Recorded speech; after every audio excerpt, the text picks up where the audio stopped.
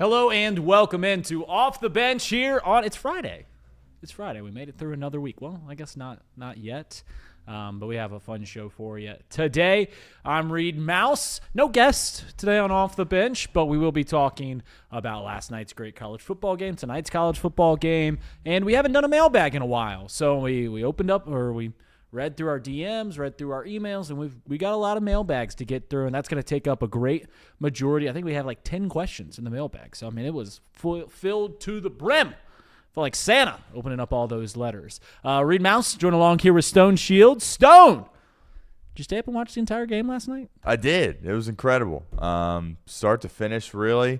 Got to give Ole Miss a lot of credit, man. I know they're probably devastated here last night and this morning, but I mean, you thought early on that maybe Miami was just going to, dominate the game, and Ole Miss made some adjustments at halftime. Their defense hung in there, and Trinidad Chambliss, man, he's the real deal. He can make some serious big-time plays, and your heart breaks a little bit for him, but just an outstanding college football game, no doubt. Yeah. Like I said, the first time I saw Trinidad play was the first playoff game they played. I was like, dude, this dude can play a little bit.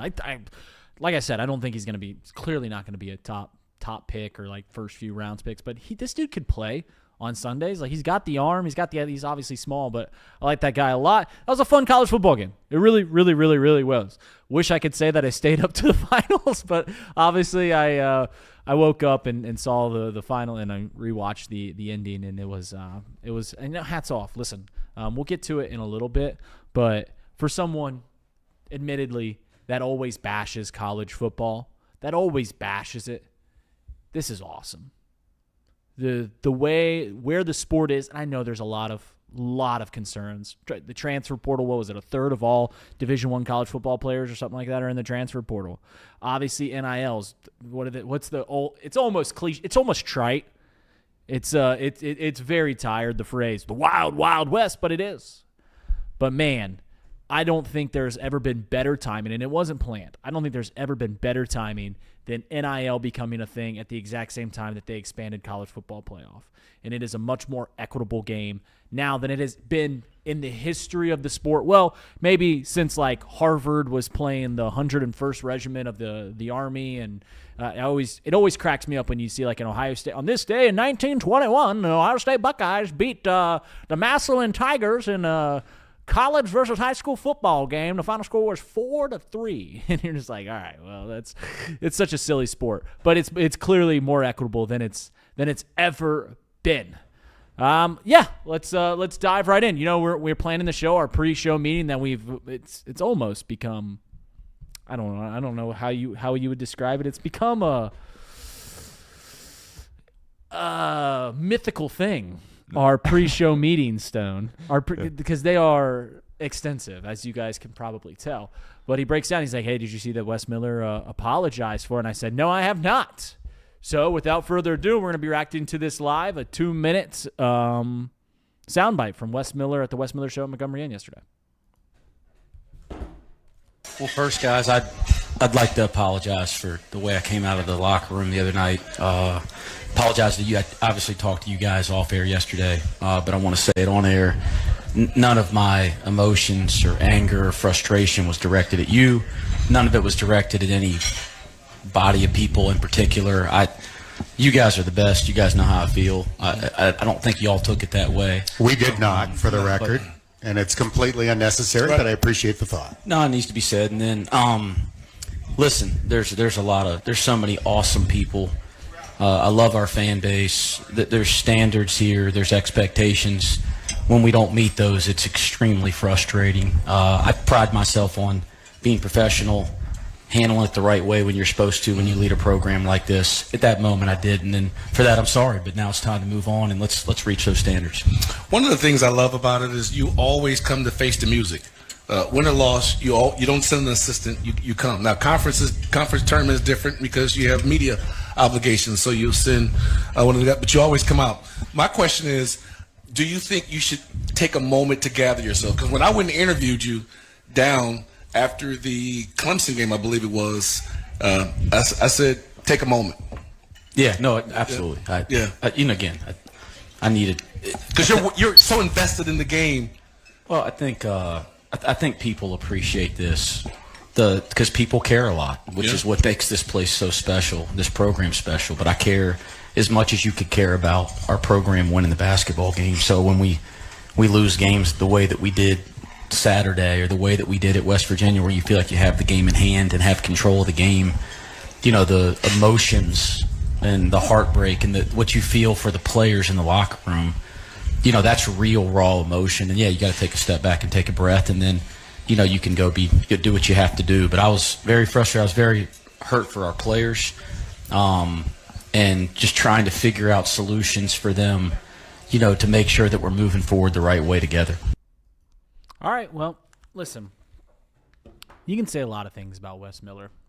I mean, as a coach, as a recruiter, as an interviewee, he by all accounts seems like a pretty stand-up guy. Like, he truly does. The fact that he even feels the need to apologize after that, which he did. What did the kids say? He crashed out. He crashed out the other day. He was. Someone texted me in a chat. It was like he was floating in the ocean and the closest life raft was nowhere in sight. That's what it felt like listening to his post-game rant the other day. And he's obviously, when you're in the heat of battle, you say things. I think we all have had relationships in our lives where you get kind of worked up for whatever reason, and you're in the heat of an argument and you say things that you wish you could take back. And that clearly was Wes Miller. He didn't probably need to apologize, but stand up to him that he isn't. That he did, I should say. Man, it seems pretty clear that unless UC's strapped for cash, that his job is done. Unless they go on some heroic, otherworldly run over the next few months. Unless that happens, he's done. And he knows it. And in that game, you lose that game against Houston last week where you're playing one of the best teams in the country and you have them on the ropes, but you can't put them away. Then you're playing one of the worst teams in the Big 12, a team that could kind of be your rival in the Big 12, West Virginia. Obviously, you have a history against that school, and you don't get it done even though you had a lead, and things fall through your cracks again. It gets worked up, and it's clear that the load is weighing on him. And he just, like I said, he crashed out. He doesn't. I don't know what to take from the apology other than he didn't even need to do that. And Dan and Terry, unless they are, which they're not, you'd have to be very misguided to think that his comments were pointed directly at Dan Hoard and Terry Nelson, even though that's who he was talking to. No one thought that. Everyone pretty clearly just saw that he was he's worked up. And, I'll give, like I said, there's clear concerns. What's the stat? He's 3-51 when they're losing at any point in the final 5 minutes. In the final 3 minutes against Houston, they don't get a single field goal attempt up. That's coaching. It is. They're putting $10 to $12 million towards a roster this year, and they're just not competitive. They lose to Xavier, and I love my Muskies, but that's not a very good team. They're just not coached well enough. They just aren't. And it's coming to an end. It is, and that was just him crashing out. And a stand-up guy, Wes Miller, for apologizing there. But Stone, I don't know if you have a takeaway from this apology. As I mentioned, he crashed out. Like, that's what the kids say. That's what my nephews always tell me, like, kids are crashing out. Wes Miller crashed out the other day. He came back down to earth, apologized for it. He's a stand-up guy, just not a very good basketball coach. Yeah, I think we all expected him to eventually apologize.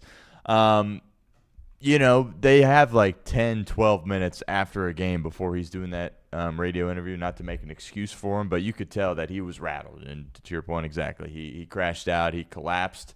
And, he's got to understand that it's on the radio and that's out there and everybody around the program can hear that. And if you're a UC basketball fan listening to that, you've got a lot of different emotions, and all of which are negative. You're kind of embarrassed by it, and clearly to me, my reaction initially when it happened is like, oh, Wes knows this thing's falling apart in front of his own very eyes, and it's starting to freak him out a little bit there as well. So credit to him for coming back, making the apology. I agree with you. He's not a bad guy.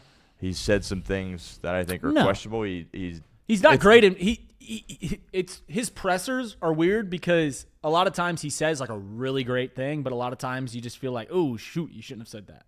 Right. Yeah. And look, it's not easy to handle losing. I don't know many people that handle losing very well, but clearly he's struggling right now. Clearly he's frustrated. And clearly he feels the weight of the world on his shoulders. And if you're a coach, we talked about this earlier in the week, in this spot, I don't care where you're at. If you're a coach at a big-time college or certainly a professional coach, you can't be rabbit-eared. You can't be paying attention to what the media and the fan base and the talk shows like us are saying. You can't be doing that. You got to be locked in with just you and your team and keep going forward. And, that's kind of what has saved Zach Taylor, I think, in a lot of ways, right? Imagine if Zach Taylor at all his press conferences was talking about all the awful things that people were saying and all the billboards that are going up and what have you. That's not how you handle it if you're in that spot. So I don't know if this is something he can bounce back from, considering the losing that is occurring. But, I appreciate the apology, certainly from him. But, yeah, things are rough for him in Cincinnati. You said it best. Losing's tough. Yeah. I mean, look at two of the most recent UC basketball coaches. Did Mick Cronin take losing well? Did Bob Huggins take losing well? Unfortunately for them, they did a lot of winning. So maybe Wes should get used to the losing side because he's done a lot of it over the past few years. It's tough. It is a really, really hard thing. And you're right. You can't be rabbit-eared. You can't worry about those stuff. And I'll give Zach Taylor credit for the Bengals. It seems you can't be completely numb to it. You got to be ignorant to not hear it. And Zach Taylor hears it, but you've just got to do your best to not care about it. And whatever you got to do to not let it get in your psyche, if you got to villainize the people in the media in your brain just to make it like, oh, those guys are clowns. They don't. Whatever it is, you got to keep your streamlined focus on your team. But the Wes Miller stuff it's got to come to an end. It's just 5 years at UC in the NIL where they're putting money towards it. You're in the Big 12, so you have plenty of opportunities. It's a tougher conference, but you have plenty of opportunity to gain those wins to get you into the tournament. And they're just not going to make the tournament again, despite having all this perceived talent. But as I mentioned before, I hope I'm not misquoting that stat. I saw it on Twitter. Paul brought it up the other day when we interviewed college basketball analyst Paul Fritzner. They're 3-51 when trailing at any time in the final 5 minutes. That's the most damning stat that I think I've ever seen. I truly mean that. To any coach. Not being able to win a sport like college basketball, which I don't know if you watch college basketball, if you've ever put a wager on it, if you ever put any money on it, it can make your heart race because of the gives and goes, the ups and downs. It's a roller coaster of a sport. To say you're 3-51 at losing at any point in the final 5 minutes, that's the most damning stat. In fact, if there's any litigation that has to come when they do let go of Wes Miller, just slide a little note card across the paper, and he opens it up and goes 3-51 when losing in the final. And I'm sure it'll get worse before the end of the year. But just no comeback wins, no adversity. I mean, it's just terrible. You know what wasn't terrible was the college football game last night. Ole Miss versus Miami. I know you guys in the chat, and listen, I deserve it. I always talk junk about college football because for my entire life, college football, I have been told, and I didn't, the reason I'm not as big of a college football fan, no one in my family really, like, my brother was an Ohio State fan. My other brother was a Notre Dame fan. My dad, if you ask him, he says he's a Notre Dame fan because, we grew up Catholic.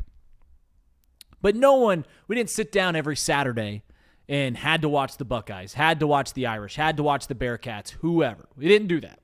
So I didn't grow up where it was instilled in me.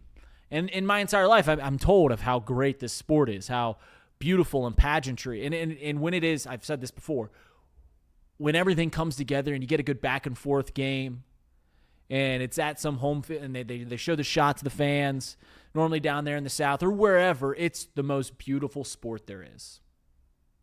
At least the most beautiful sport that I've ever seen. Maybe the only thing that compares to it is what we're going to see this year, this summer in FIFA. Like when those nations are going at it, that's beautiful too. And it inspires you to be a sports fan. It's the reason that we are a sports fan, the pageantry of it all. It's beautiful.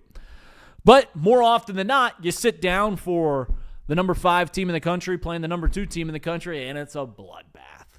It's a blowout. Every once in a while you get the good games, but I'll say this. This year, ever since the 12-team playoff, the transfer portal, the NIL, it's made the sport more equitable than I've ever seen. And it is undoubtedly good. Yes, I'm saying the transfer portal, NIL, college football playoff expansion, it is undoubtedly good for the sport. Because the same people, like the same people that want to argue that it's terrible, I can't believe that this is the current era of college football, those same people are the ones that are like, hey, the MLB is not fair enough. Well, it's like, listen, the only reason you're saying that is because you're an Ohio State fan, or you're an Alabama fan, or you're a Georgia or a Michigan fan, and you're rooting for the Dodgers, and you don't want the other guys to come on up. Well, now we're finally getting that, and it's awesome. It is awesome. If this college, and I said this earlier on the show, I don't think there has ever been better timing than the college football expansion and where we're at with NIL. Is it perfect? No.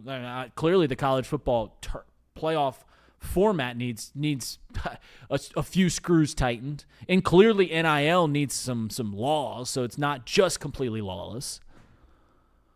But the grand scheme of things, like it's got the formation, it's got the mold. Someone's taken the clay, and what's that spinning wheel called?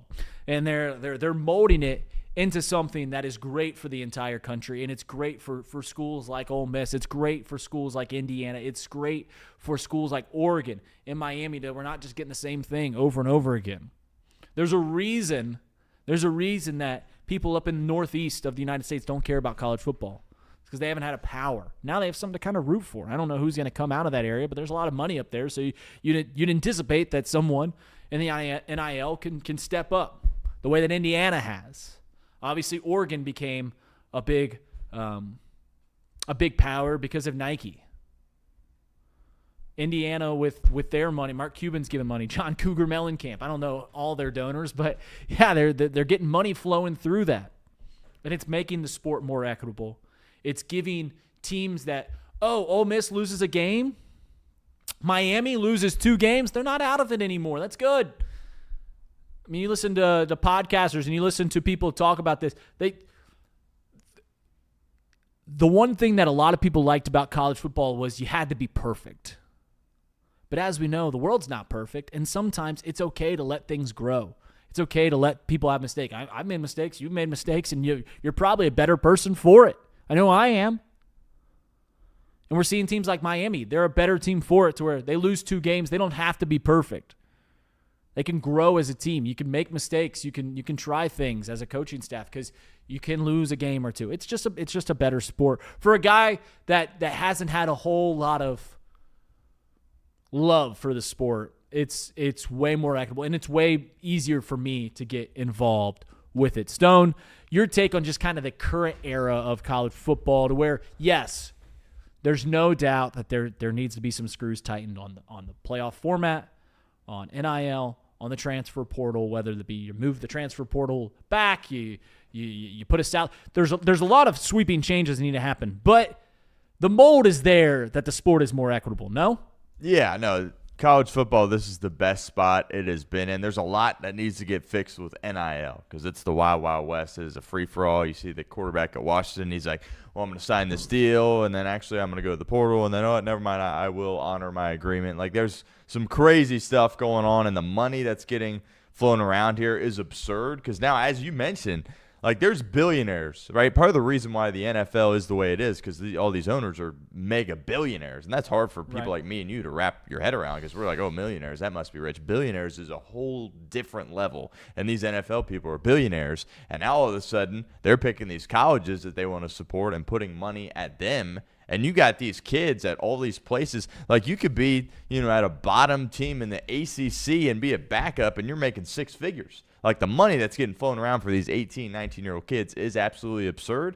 I'm not saying that they shouldn't get paid as much, but there definitely needs to be more rules. But when you look at the playoff, the portal, where college football is at right now, it is becoming more like the NFL, and I think it is becoming more popular. The ratings are going through the roof. I think it was trending in that direction last year, but the 12-team playoff last year didn't really get many great games. Now we've seen a few like classic games. Both these games that Ole Miss has played in the last two are like all-time classic games, and I think it's going to continue to get better, and hopefully we get a few more here down the stretch. But yeah, if you sit here and complain about where college football is at right now, I just can't relate to that at all. I think the good thing from at least a guy like me that I look at this, I don't know what you do with NIL, but in terms of transfer portal, a pretty easy fix is just move it back. I know they have to do it for like second semester stuff to get people into school and stuff, but just push it back to after the season so we don't have to worry about these coaches leaving in the middle of it.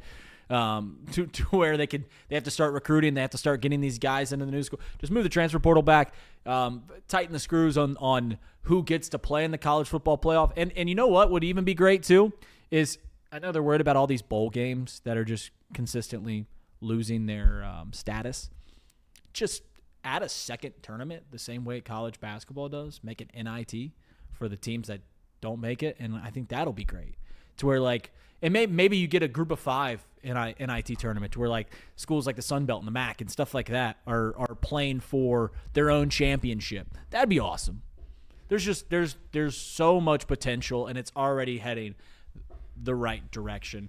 And it's awesome to see. It truly is awesome. I'm excited for tonight's game. Let's final 34 minutes here on the show. We mentioned we got a lot of mailbag, a lot in the inboxes, a lot in our DMs. And I think we got some notable people emailing in. So, without further ado, let's get into Off the Bench's mailbag. All right, here we go. First mailbag question. Dear my friends at Chatterbox Sports, I've been a diehard Bengals fan ever since the Freezer Bowl, and I have to admit my favorite part of the year was when Joe Flacco was slinging that skin. Do you think Flacco will be back in stripes next year? And that comes in from Dan Hurley, and he's a Bengals fan, right? He just said, I think he is. I did not know that Dan Hurley was a Bengals fan. I did not know that he became a Bengals fan during the That is shocking news. Truly shocking news. I know. I think you talked about Joe Flacco yesterday about what you do there. Joe Flacco, by all accounts, wants to play again. Obviously, if you're going to play, if you're going to spend another year away from your family, you want to do that in a starting capacity. I don't know about you. I assume he's got enough money. I wouldn't want to spend a year away from my family where I'm not playing, where I'm not starting. Like, why do I need $2 million or whatever he'd make as a backup? I assume it's more than that. But listen, if Joe Flacco wants to come and be the backup next year, the Bengals are going to be in the market for a backup quarterback. If he wants to be our backup, I can't think of a better one. I cannot think of a better one than Joe Flacco. We saw him play, and it was pretty good. Obviously, we have to have at least some capacity of a competent quarterback because it seems more likely than not that Joe's going to miss a game or two, maybe more. So, if Flacco wants to come back, I'd love it. I don't anticipate it because I think he wants to start. And I don't know where he can start next year, but I think he wants to start. It would be great if he could, but I'm not anticipating on it. What about you, Stem? Yeah, I think this is kind of like a underlying offseason need for Cincinnati. We talk about how the whole plan this offseason fixed the defense. Like, yeah, address right guard, but beyond that, you're pretty much good offensively. I do think they should be very careful about how they proceed with the backup quarterback spot because it cannot be Jake Browning. You can't roll 6 out there as Burrow's backup next year. That absolutely cannot happen. And I agree. There's nobody better than Joe Flacco. Now, it would be kind of surprising to me, and I think a mistake from teams across the league, if one of these teams that's looking for a quote-unquote bridge guy doesn't want Joe Flacco, like, I would be very surprised by that because the guy still clearly can play. People act like he's 50 years old. He's not that old. Like, he's still several years younger than Aaron Rodgers. He's not retiring. He already said that. He's going to be playing somewhere in the NFL next year, and if there isn't a team out there that's giving him starter money for 1 year, I'm absolutely willing to pay him top-of-the-line backup money to be Joe Burrow's backup because I've said this several times on the show. There's a good chance that the Cincinnati Bengals are playing a game this weekend if they didn't have to roll Jake Browning out there at all, and they've had Joe Flacco this whole time.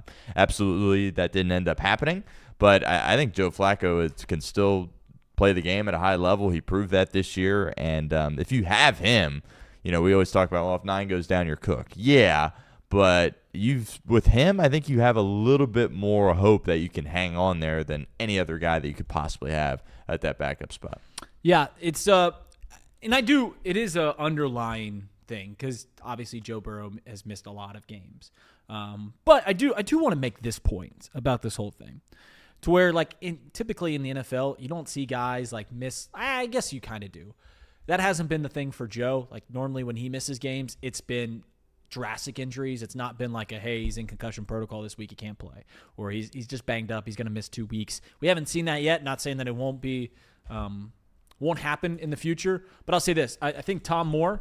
That was the quote. I remember this quote that I saw this. He was once asked about Peyton Manning. I think he just retired from the NFL. He's been a coach for 50 years in the NFL. Someone asked why Peyton Manning's backup wasn't taking any snaps at practice, and he basically just said, listen, if 18 goes down, we're effed, and we don't practice effed. And that's how I feel about this Bengals team. I want a decent backup just if there's ever the chance that Joe Burrow does go down like we saw this year for 3, 4, 5 games to where, hey, we can win a game or two. But listen, if 9 goes down, we're effed. That just is. We saw it this year. We saw it this year. We saw it in 2023. Saw it in 2021. If he goes down, it's not good. This team's not good enough, at least roster-wise, to compete without 9. It is an important thing. I don't want to break the bank. I hope Joe Flacco comes back. I'm not overly concerned about it. Next mailbag. All right, here we go. An ode and a query to Seabox. Did I say that right, Reed? Is that right? An ode and a query? Is that query? Query. Okay, query. An ode and a query to Seabox. Great job on the Stone Shield show and off the bench, guys. Keep it up. Nice. That's nice. I've been keeping a close eye on these college football playoff games because of the Bengals draft slot. Are there any players that have been catching your eye?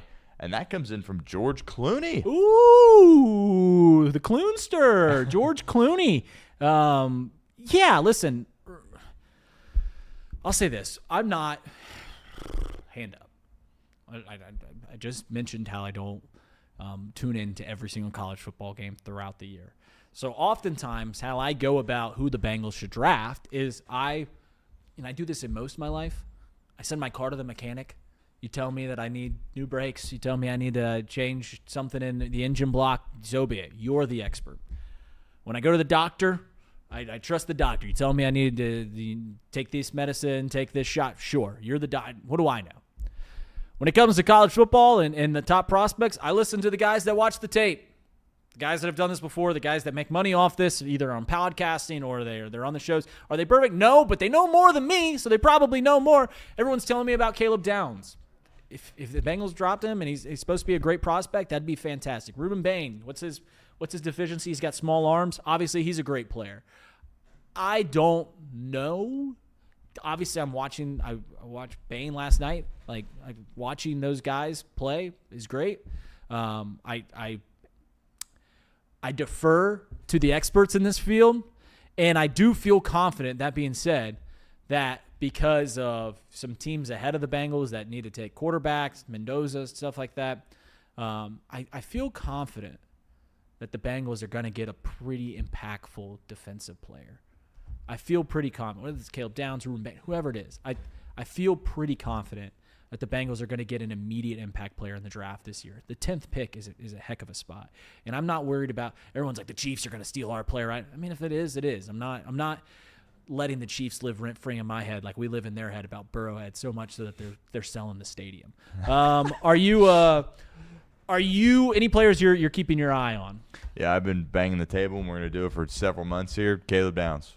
Caleb Downs. If Caleb Downs is a starter on the team, what did I say last week? If Caleb Downs and Joe Burrow play every game for the Bengals next year, they 100% will make the playoffs. Not a doubt in my mind. Not a doubt in my mind. He is the real deal, man. He can come in and help this team immediately. If he was on this Bengals team this past year, I think there's a good chance that they would be in the playoffs. Against the run, he's great. In coverage, he's great. He'll hit you. He's a great tackler. He's so cerebral out there. He's the quarterback of a defense. He's a professional. All right, his brother's an NFL guy. He's mature. He literally checks every single box that you could possibly want. I want Caleb Downs, and you just said you're not worried about the Chiefs? Heck yeah, I'm worried about the Chiefs at number 9 taking him because I don't think Brett Veach and Andy Reid and those boys are going to let a player of that caliber slip right past them and go to Cincinnati. So I am a little bit worried about that. Player. Go again? I think they're going to take an offensive player. Probably. You would think they'd take a weapon, but or line. I mean, their line's not okay. Great. Yeah, you would think. Hopefully. hopefully. But he's the top player for me, and I would move up. If you have to give up a pick in a future draft or a later pick in this draft to move up to make sure you get him, I would do that as well. And you and I aren't Ohio State fans whatsoever, probably the furthest thing from an Ohio State fan. But I want one of those boys. I want one of those boys. If Arvell Reese is somehow available, we talked about him being perhaps the number 1 overall pick, and then he kind of went silent a little bit there at the end of that stretch in the postseason. If he's available, absolutely sign me up for him. Sonny Styles at that linebacker position, a little aggressive to take him at 10, maybe. He's a bona fide starter in the NFL at that linebacker spot. You need a can't-miss guy, and this Cincinnati Bengals team loves drafting guys. Oh, he's got a lot of upside. He runs really fast. His bench press is pretty impressive. No, you need somebody that can come in here, right now, and be a stud for you year one. And it's frustrating because we were saying this exact same stuff last offseason, and they didn't do it. How about you correct and do it this offseason and get this organization back on the right track? Caleb Downs is that guy. You mentioned Ruben Bain, intriguing player, didn't really do a whole lot last night.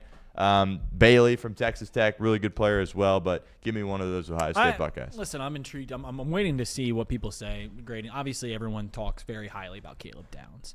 And listen, if that's what I'm on board. Obviously, I've done the bit now about this. It is funny that you say can't miss, and me being the Ohio State hater that I am, immediately goes, man, who's the last 2 times that I heard a can't miss prospect come from Ohio State? Well, one was Marvin Harrison Jr. He seems to be missing. Chase Young's on like his 6th team already. Seems like he might be missing. I don't know. We'll see. Also, I don't know if anyone in the history of football, in national football, sure it's happened. I don't know if anyone has drafted or traded up in the first round to take a safety. I'm not saying that's the wrong move. I'm just saying there's a pretty clear reason why that happens. So in the same reason that relief pitchers don't make as much money as starting pitchers, and the same reason that safeties or running backs don't make as much money as quarterbacks or left tackles, there's impact positions in the sport, and the safety is not necessarily one of them. Yeah, you can get a great player like Ed Reed. That's an impact player. Troy Polamalu, that's an impact player. No doubt that Caleb Downs can be an impact player, but what's more of an impact player? The safety or edge rusher? Safety or cornerback? Like, we know that answer. When it comes to the defense, the safeties are on par with linebackers in terms of impact. And but when you're elite, it's a little bit different. How about Kyle Hamilton? He's the most valuable player on that Ravens defense. He's a safety. Yeah, and is the Ravens defense, like, where are they ranked the last 2 years? Yeah, better than the Bengals. Better than the Bengals, but still not great. Yeah. What about the teams that have elite pass rushers or elite defensive tackles or elite corner? Like, it's like those players, there's no doubt about that a safety is important. I'm not saying that they're not important. I'm just saying that they're less important than other positions on the field. But like I said, that's clearly a need.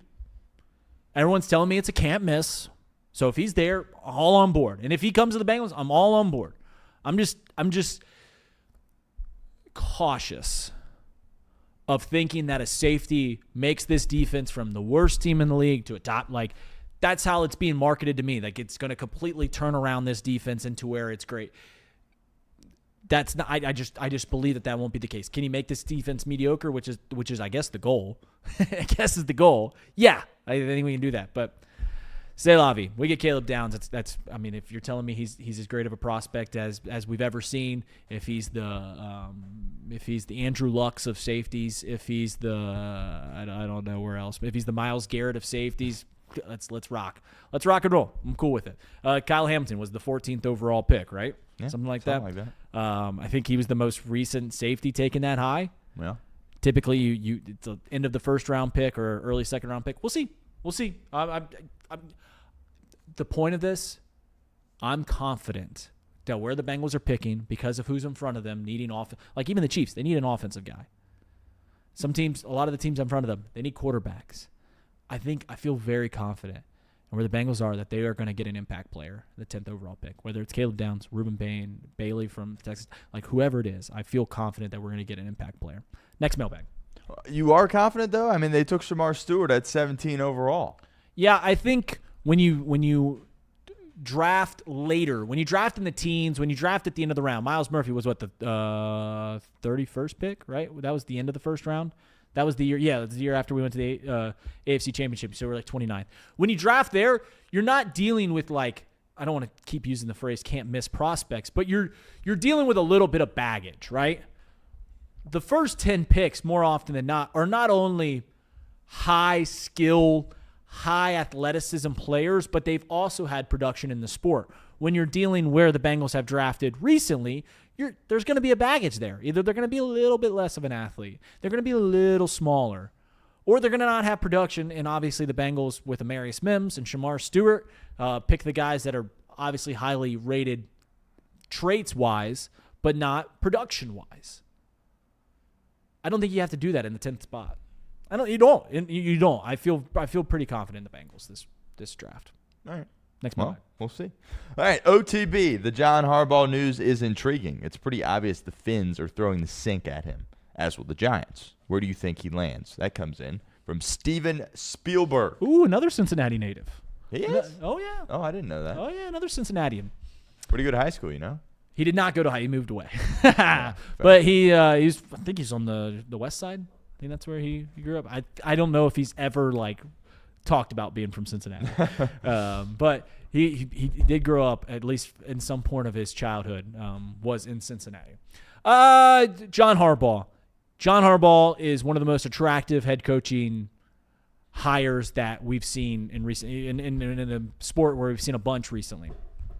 Yes, the Finns, I don't think they were going to fire Mike McDaniel until John Harbaugh becomes available. And I like how they're also saying, we're not just doing it for John Harbaugh. It's yeah, you pretty clearly are, but you've got to save your face unless you hire someone else and it doesn't fall through. And the guy's like, well, I was the second option.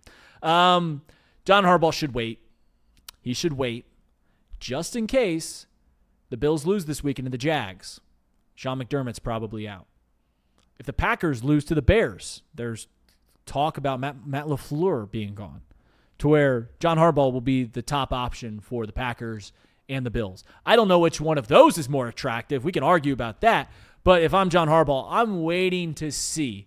I will say about the two names that you mentioned, Miami and the New York Giants, that are pretty clearly gonna throw everything at him, a lot of money, court him as best they can. The Giants are in a better position as a team. Jackson Dart, go look at his stats. Had a pretty good year, rookie season without Malik Neighbors, without a running back. They've got good pass rushing. They've got the bones of a good team. The Giants do. They got a good pass rush. They've got a weapon. Scatabo is Jackson. They've got the bones to be a good team. It wouldn't take a whole lot to turn them around. The Dolphins, their attractiveness comes from, hey, do you want to live in Florida?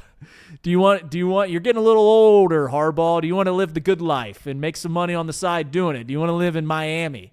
But if you're still a football guy, you wait and you see if either the Packers job or the Bills job comes available this weekend or whenever. I think they'd have to lose this game. Maybe you just take your time, because I think they're going to, a lot of these offers are going to wait on Harbaugh because they want to get him. Your thoughts on where John Harbaugh might land? What's more attractive to you, the Giants, the Finns, or are you just waiting around to see what happens this weekend? I think you and I are in complete alignment here. It is odd with the timing because they basically were like, yeah, McDaniel's going to be around, and then all of a sudden Harbaugh's out. Oh, never mind. Sorry, Mike. Take care. He has to wait. Right, I think even if Green Bay loses to Chicago, I think it would be a massive mistake for them to fire LaFleur. I get he's in kind of an odd spot because then it's like, well, do you extend him after losing right away, after you traded for Micah Parsons and kind of went all in this year? That kind of becomes a difficult conversation. But, yeah, I agree. If the the Bills lose to the Jags, there's a good chance that McDermott's gone. And then if you're John Harbaugh, you're probably looking at Buffalo, right? Look what his brother did. He was getting some interest from other teams around the league, other openings that were open at that time, and he said, give me the star quarterback, right? I think any of these coaches would want nothing more than the opportunity to be the head coach of a team that is led by Josh Allen. So I think you're waiting on that job. But as far as New York or Miami, I don't know. I think you laid it out perfectly. From a football perspective, it's the Giants. But if I'm Harbaugh, I've been in the cold in Baltimore, and I'm getting a little bit older. You're a Florida guy. I'm a Florida guy. Yeah. So I would be interested in heading down there.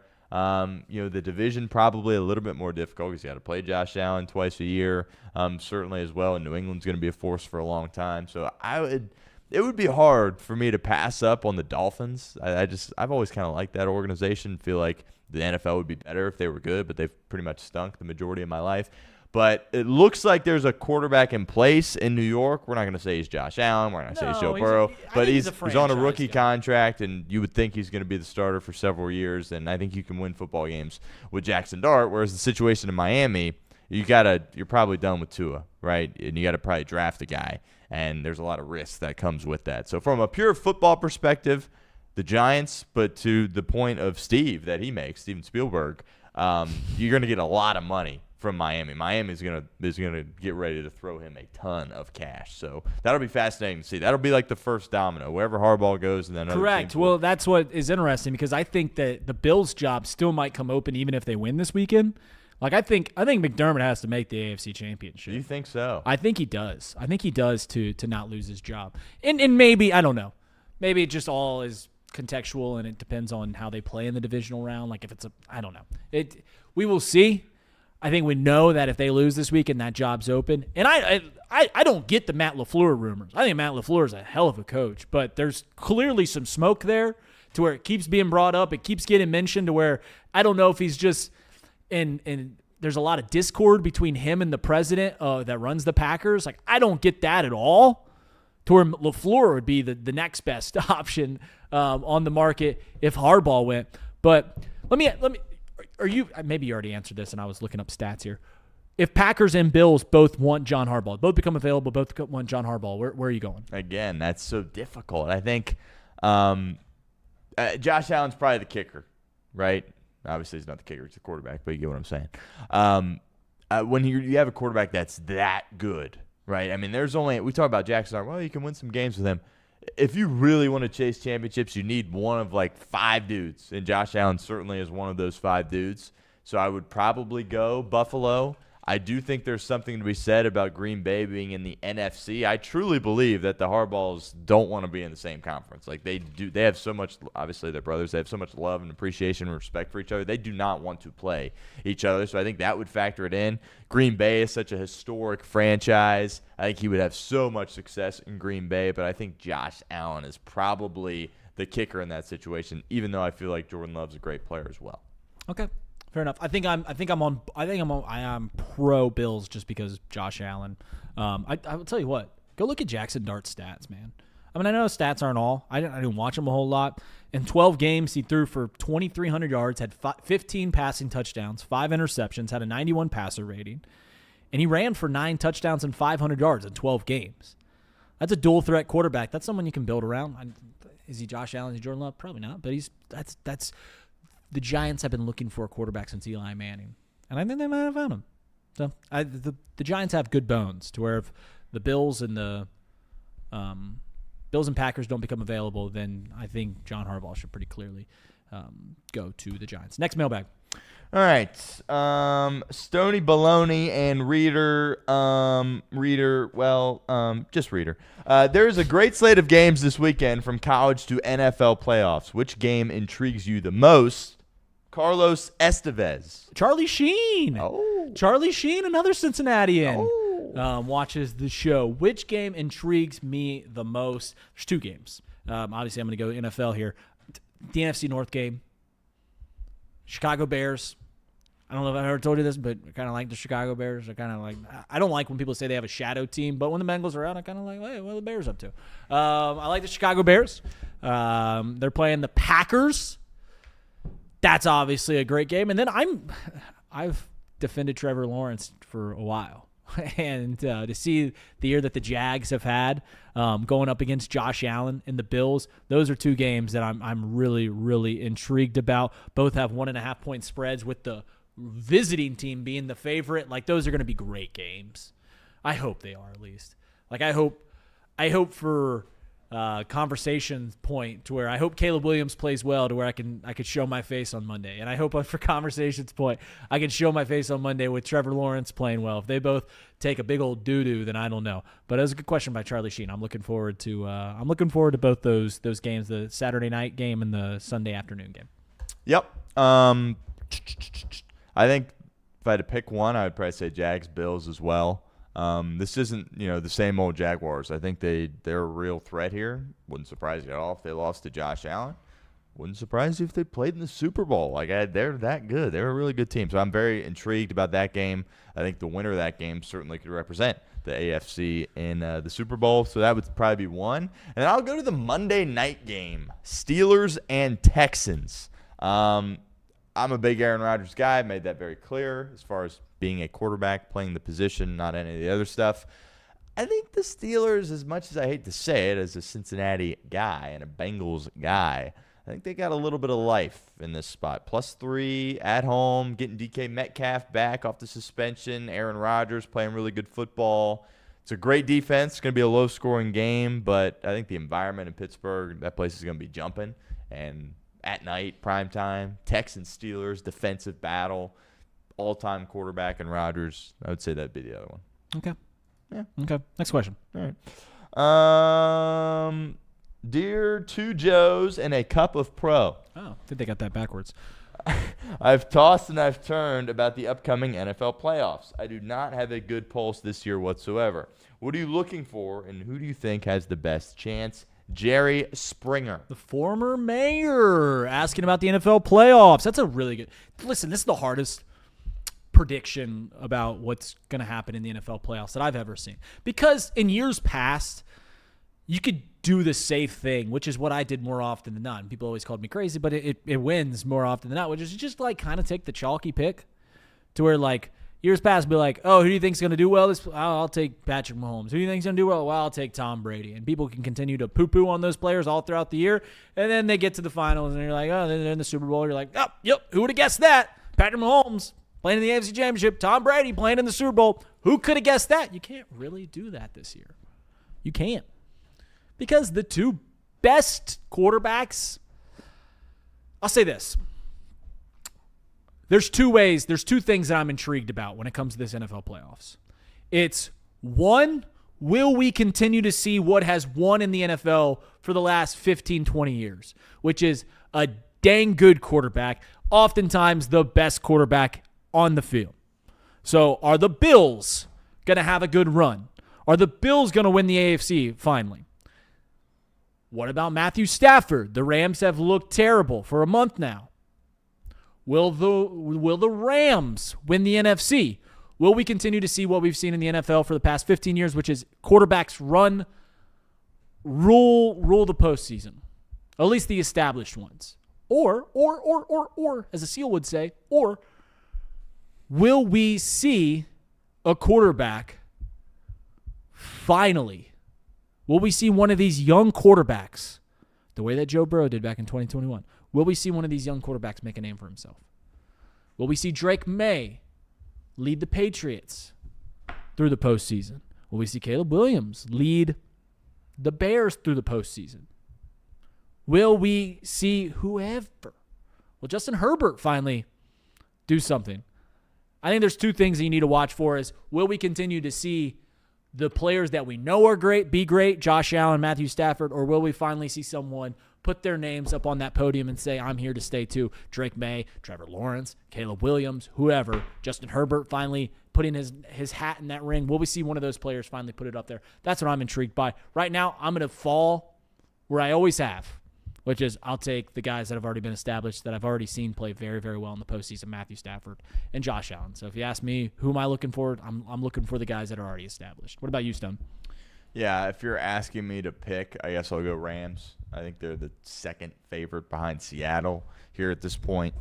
I think during the middle of the year, we were like, yeah, Rams, obviously. And then they kind of didn't end the year great. They played all their starters the final game. It's still kind of seeding implications there for them against Arizona. And you've seen McVay the past few years just sit everybody down. The last week opted not to do that this year. And, they were trying to play at a really high level, and that defense gave up a lot of points to Arizona. So that concerns me a little bit. And also, they got to go on the road, right? I mean, they didn't win the division. There's a chance that, depending on what happens, they could get a home game. But there's a good chance they're going through the road.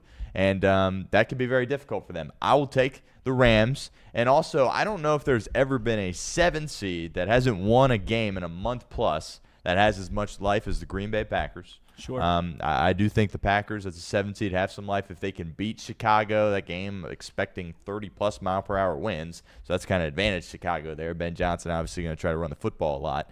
But Green Bay going into Seattle, I think there is a world where they have some life there in that spot if that matchup were to happen. So I think a little sprinkle on Green Bay. The odds are astronomical there for that to happen. I'm not predicting that, but I think, a little sprinkle maybe on Green Bay. But I'll go with the Los Angeles Rams. But one thing I think you and I are guilty of right now, is you and I are kind of like, I think, Denver and Seattle, we don't really see them winning at all, right? And having the 1 seed and only have to play 2 games to get to the bowl, and you get to play the worst seed in your first game, that is a huge advantage. So I think we're on the right side, and you can correct me if you're wrong. Maybe it's just me. I'm definitely counting those 2 teams out, but that's the easiest path. Sure. Yeah, I'm counting the Broncos out for sure. The Seahawks, they've got some juice, man. I mean, not that the Broncos don't. I guess I just don't trust Bo Nix at all. At all. I trust Sam Darnold more than Bo Nix, which is a crazy thing to say. I think the Seahawks that defense looks different. Just looks different. Next question. All right, OTB. Duke Tobin's presser is today. Do you think anything of note will be said? And that comes in from Daniel Pugh? Yeah, Dan Patrick. Another Cincinnatian. Masonite. I think that's what they're called when they're from Masonian? Whatever it is. Dan Patrick asked, do I think anything will be said at the Duke Tobin presser today? We are going to do something for Chatterbox Bengals, reacting to that. But if I'm being honest, I don't think there's going to be a whole lot. I think Duke Tobin's going to be a little buttoned up.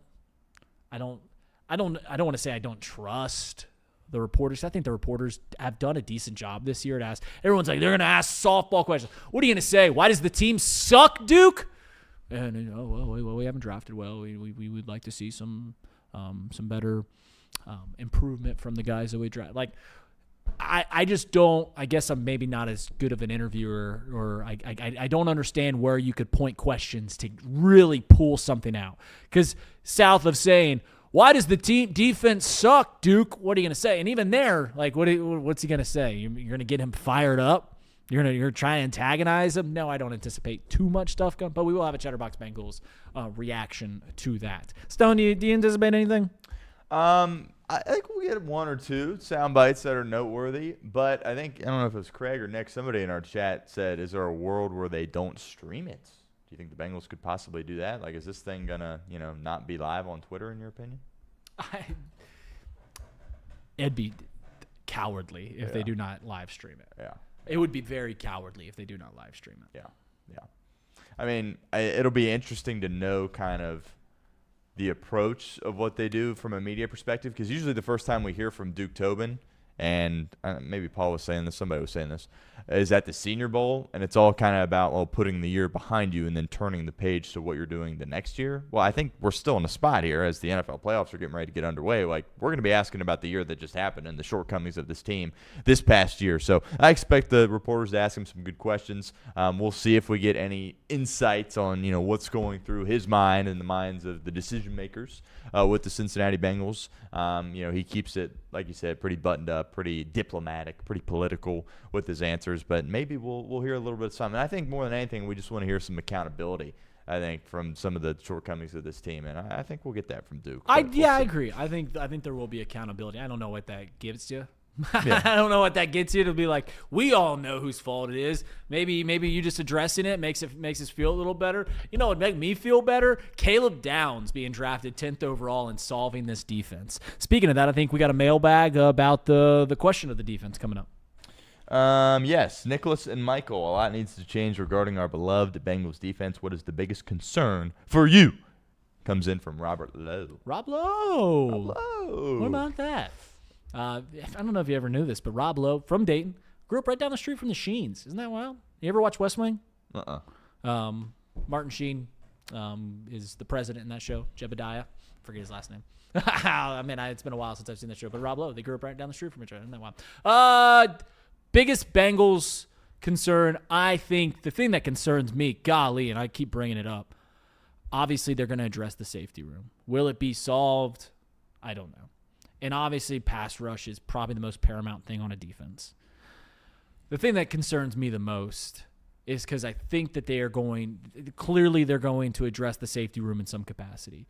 Clearly they're going to bring in something to guys on the defensive line. I'm concerned that they're just going to run back those linebackers, man. It almost keeps me up at night. It almost keeps me up at night that they're going to run back those linebackers. Because we can all see it. That's the problem. We all can see, we like the development of where Demetrius Knight and Barrett Carter were at the end of the year. It keeps me up that they've got. Is it the biggest concern? Is it the biggest need? Maybe not as big as a productive safety. Maybe not as big as getting some consistent pass rush. But, man, it's my biggest concern.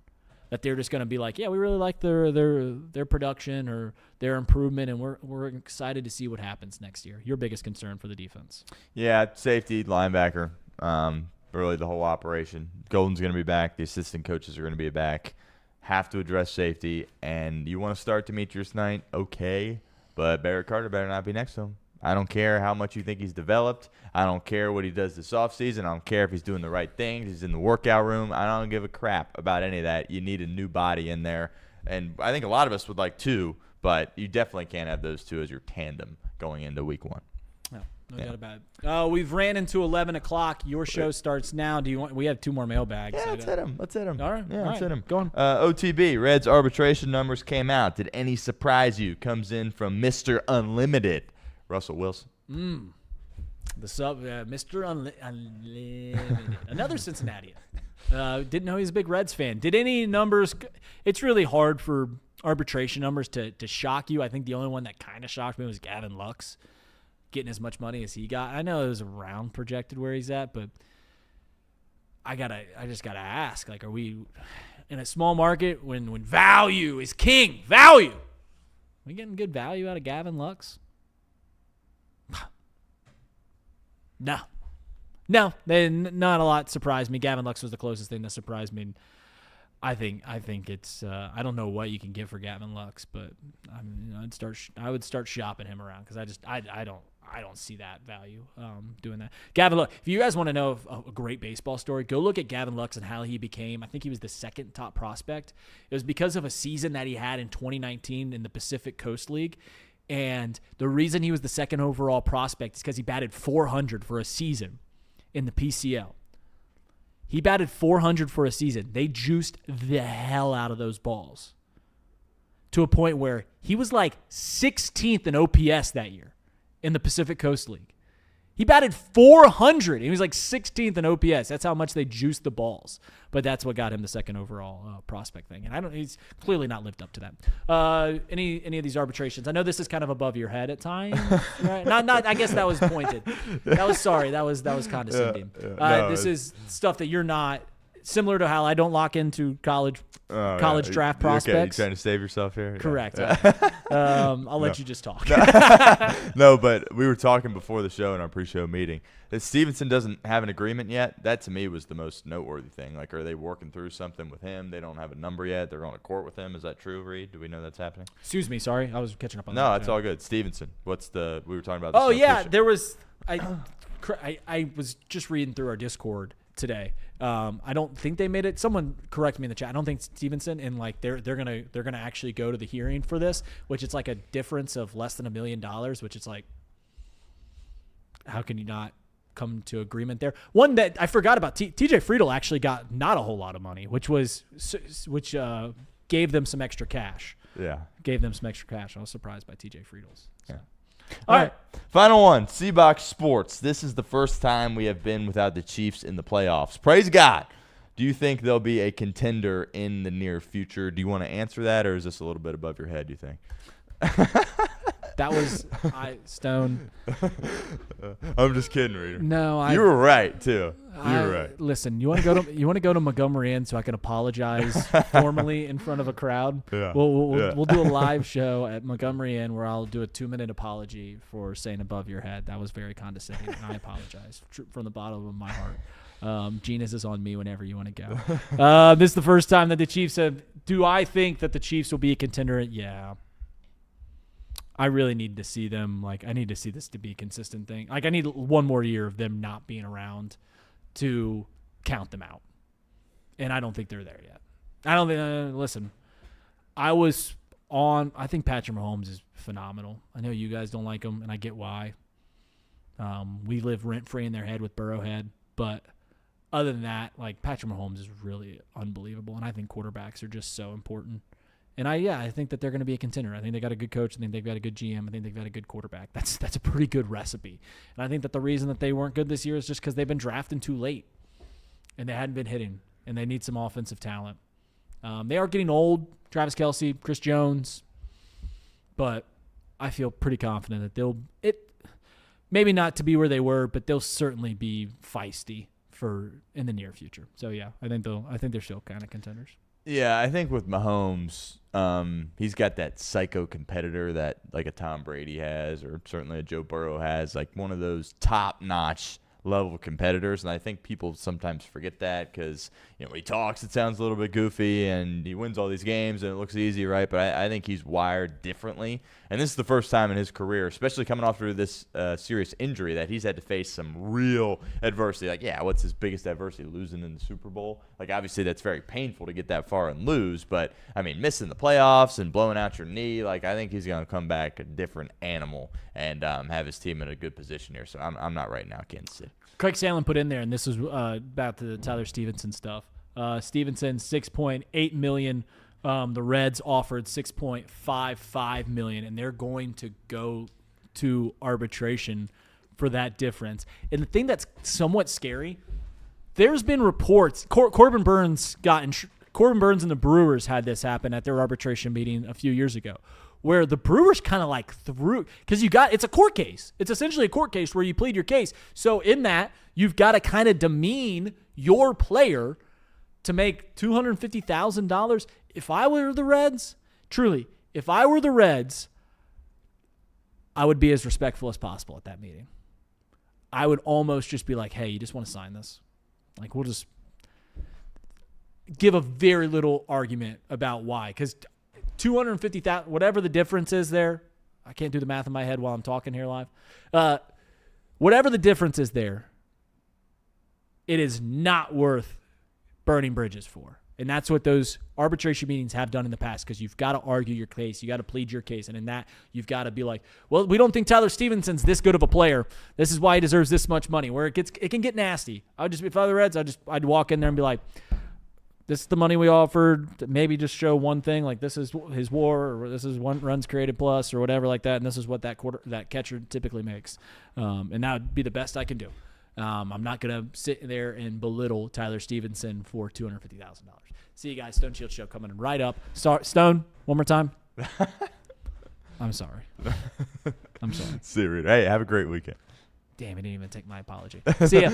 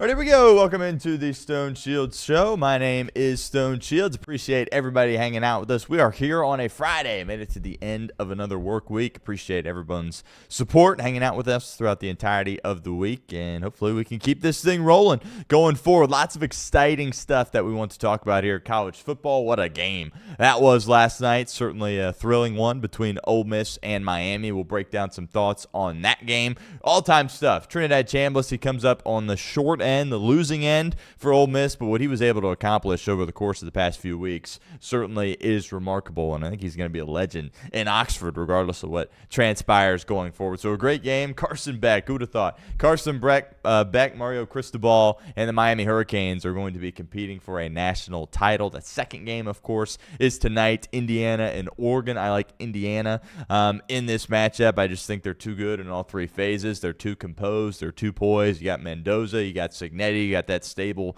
of receivers. You got the best offensive line. You got a tough physical defense. There's just no holes on that roster, and it's kind of hard to believe and hard to you believe you're saying it out loud when you're talking about a team like the Indiana Hoosiers, but it's just kind of the reality of the situation here at this point, and certainly fired up for the game tonight. We'll preview that a little bit on the show, and we'll dive into our best bets of the weekend there as well.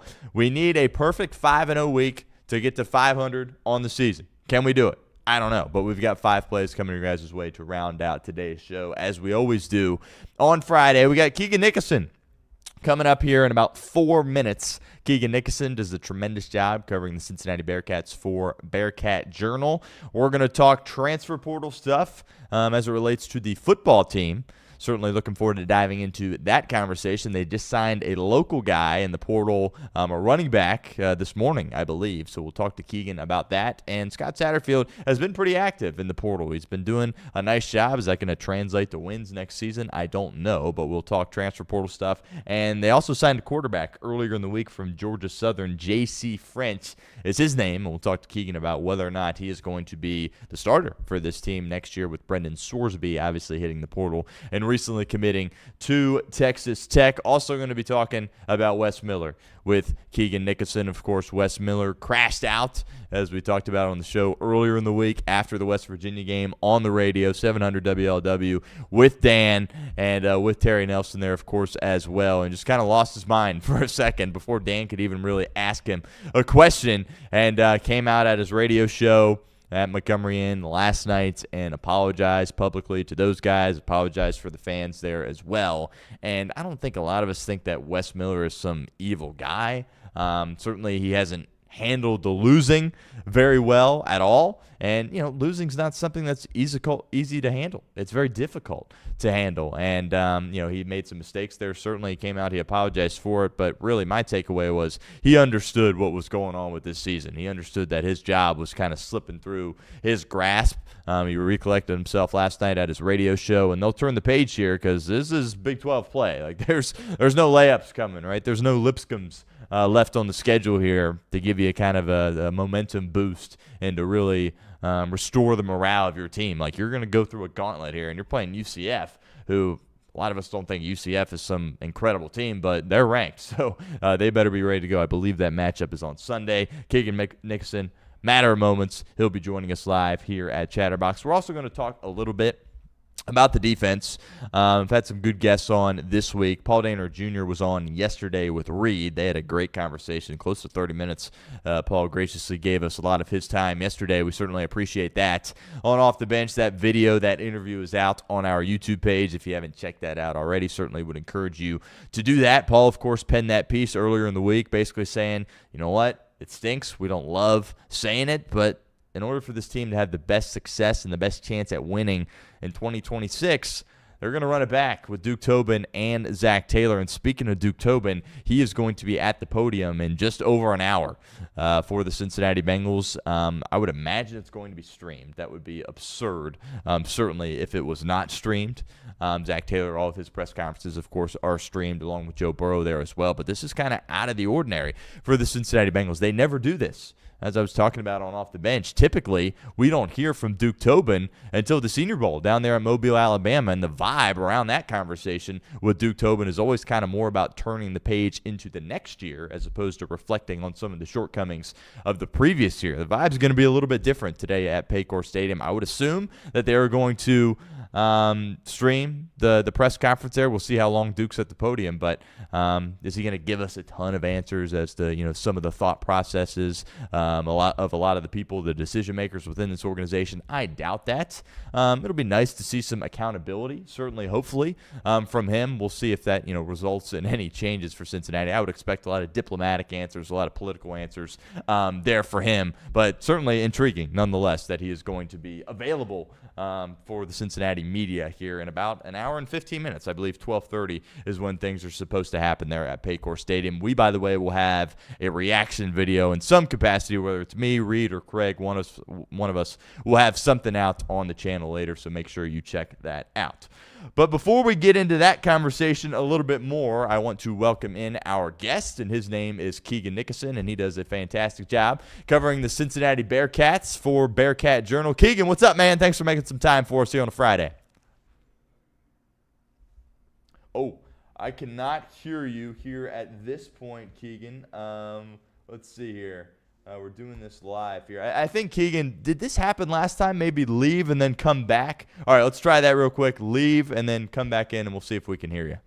All right, we're Keegan fixing some audio stuff here with him. Obviously producing the show as well, so apologies as I try to do multiple things here at once, but we'll get with Keegan here in a second. Usually what happens when we have these guests come on, sometimes we can't hear them. I haven't ran into any video difficulties yet. Usually it's an audio thing, and if you leave and then come back, sometimes that can help. So Keegan's going to leave here and then come back for us really quickly, and we'll talk about some Cincinnati Bearcat stuff here in a second. Looking forward to that with Keegan. Again, basketball stuff. We're going to be talking about Wes, his apology after the remarks that he made after the West Virginia game. Had his radio show yesterday and apologized. Try this again, Keegan. You got me now? Can I hear you? Talk? Oh, I can't hear you still. All right, how about this? Let's are you on Chrome right now? Yes. Google Chrome? Yes. Maybe try a different browser if you're able to do that. Maybe a Safari or a Microsoft Edge. We'll try that, and then we'll come back again. And if that doesn't work, I'll send you a different link. And if that doesn't work, we'll try again next week. How about that? All right, so we're going to stand by. Keegan's going to try that one more time for us.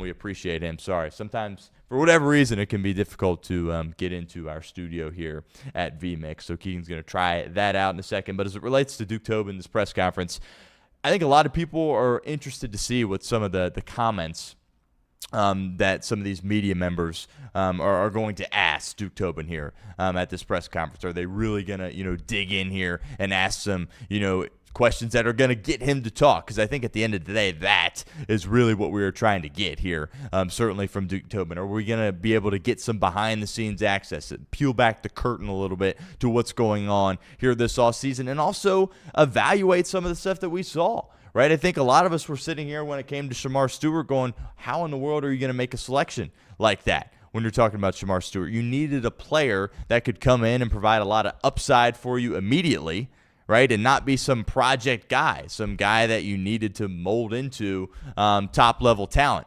Somebody that could come in and really be a force for you right away and not need to develop into a guy that could be a star for you. So I'm interested to see if they talk about Shamar Stewart and also the linebackers. Right, I know it was Zach's decision at the end of the day to start those guys and roll with those guys, but clearly it didn't work, and that's a gutsy thing to do. And I think a lot of people would say a borderline stupid thing to do, to kind of go in there with those two guys, two rookies, and have to ask them to be starters for you on your team here at this point. So, Keegan, can you hear me right now? Can you hear me? Okay, you can hear me. Let me try. Did you switch the browsers before I pull you over here? Did you switch them yet? Oh, can you hear me now? Oh, here we go. We're here. We got it. Let's go. Sorry about that, bro. What did you do to fix that? It was trying to connect to my iPhone microphone for some reason. Okay, gotcha. Yeah, so we're all good. Sorry about that. I know that's technology, man. It can be very frustrating. But we're here. Yeah. We're live, and I certainly appreciate you making some time for us here on a Friday. I do want to jump in here to this conversation about Wes Miller and the Bearcats. We'll get to the apology in a second, so hold off on that for now. But when you heard the comments, I'm sure you did, immediately after the West Virginia game, more heartbreak for the Cincinnati Bearcats, and Wes comes out and kind of, as the kids say, crashes out before Dan really could even ask him a question. What was your immediate reaction when you heard that? This is bad. That was the immediate thing.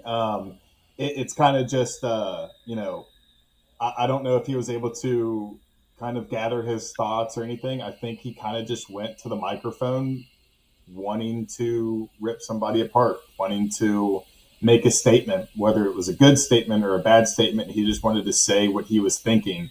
And we've all been there. We all understand that, but not all of us are head coaches at the University of Cincinnati, and not all of us have the pressure that Wes has.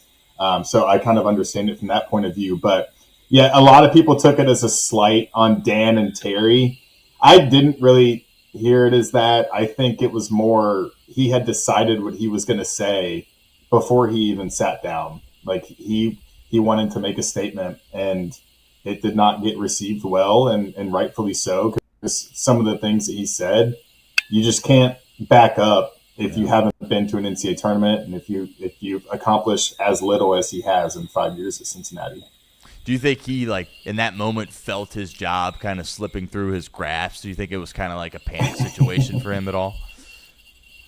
If I'm being completely honest, I think he probably knew his job was in trouble when he lost to Xavier. That was kind of the start of the descent. You lose to a Xavier team who since then has not been good, has had some bad losses. I think that he's known for longer than the West Virginia debacle that his job's been in trouble. He's had some, his radio shows haven't been great even before that one. He's had some passionate radio shows after games. This one, I think, mixing it with people seeing it as a slight on Dan and Terry makes it worse. Yeah. But yeah, I think he's known for much longer that his job has been in trouble.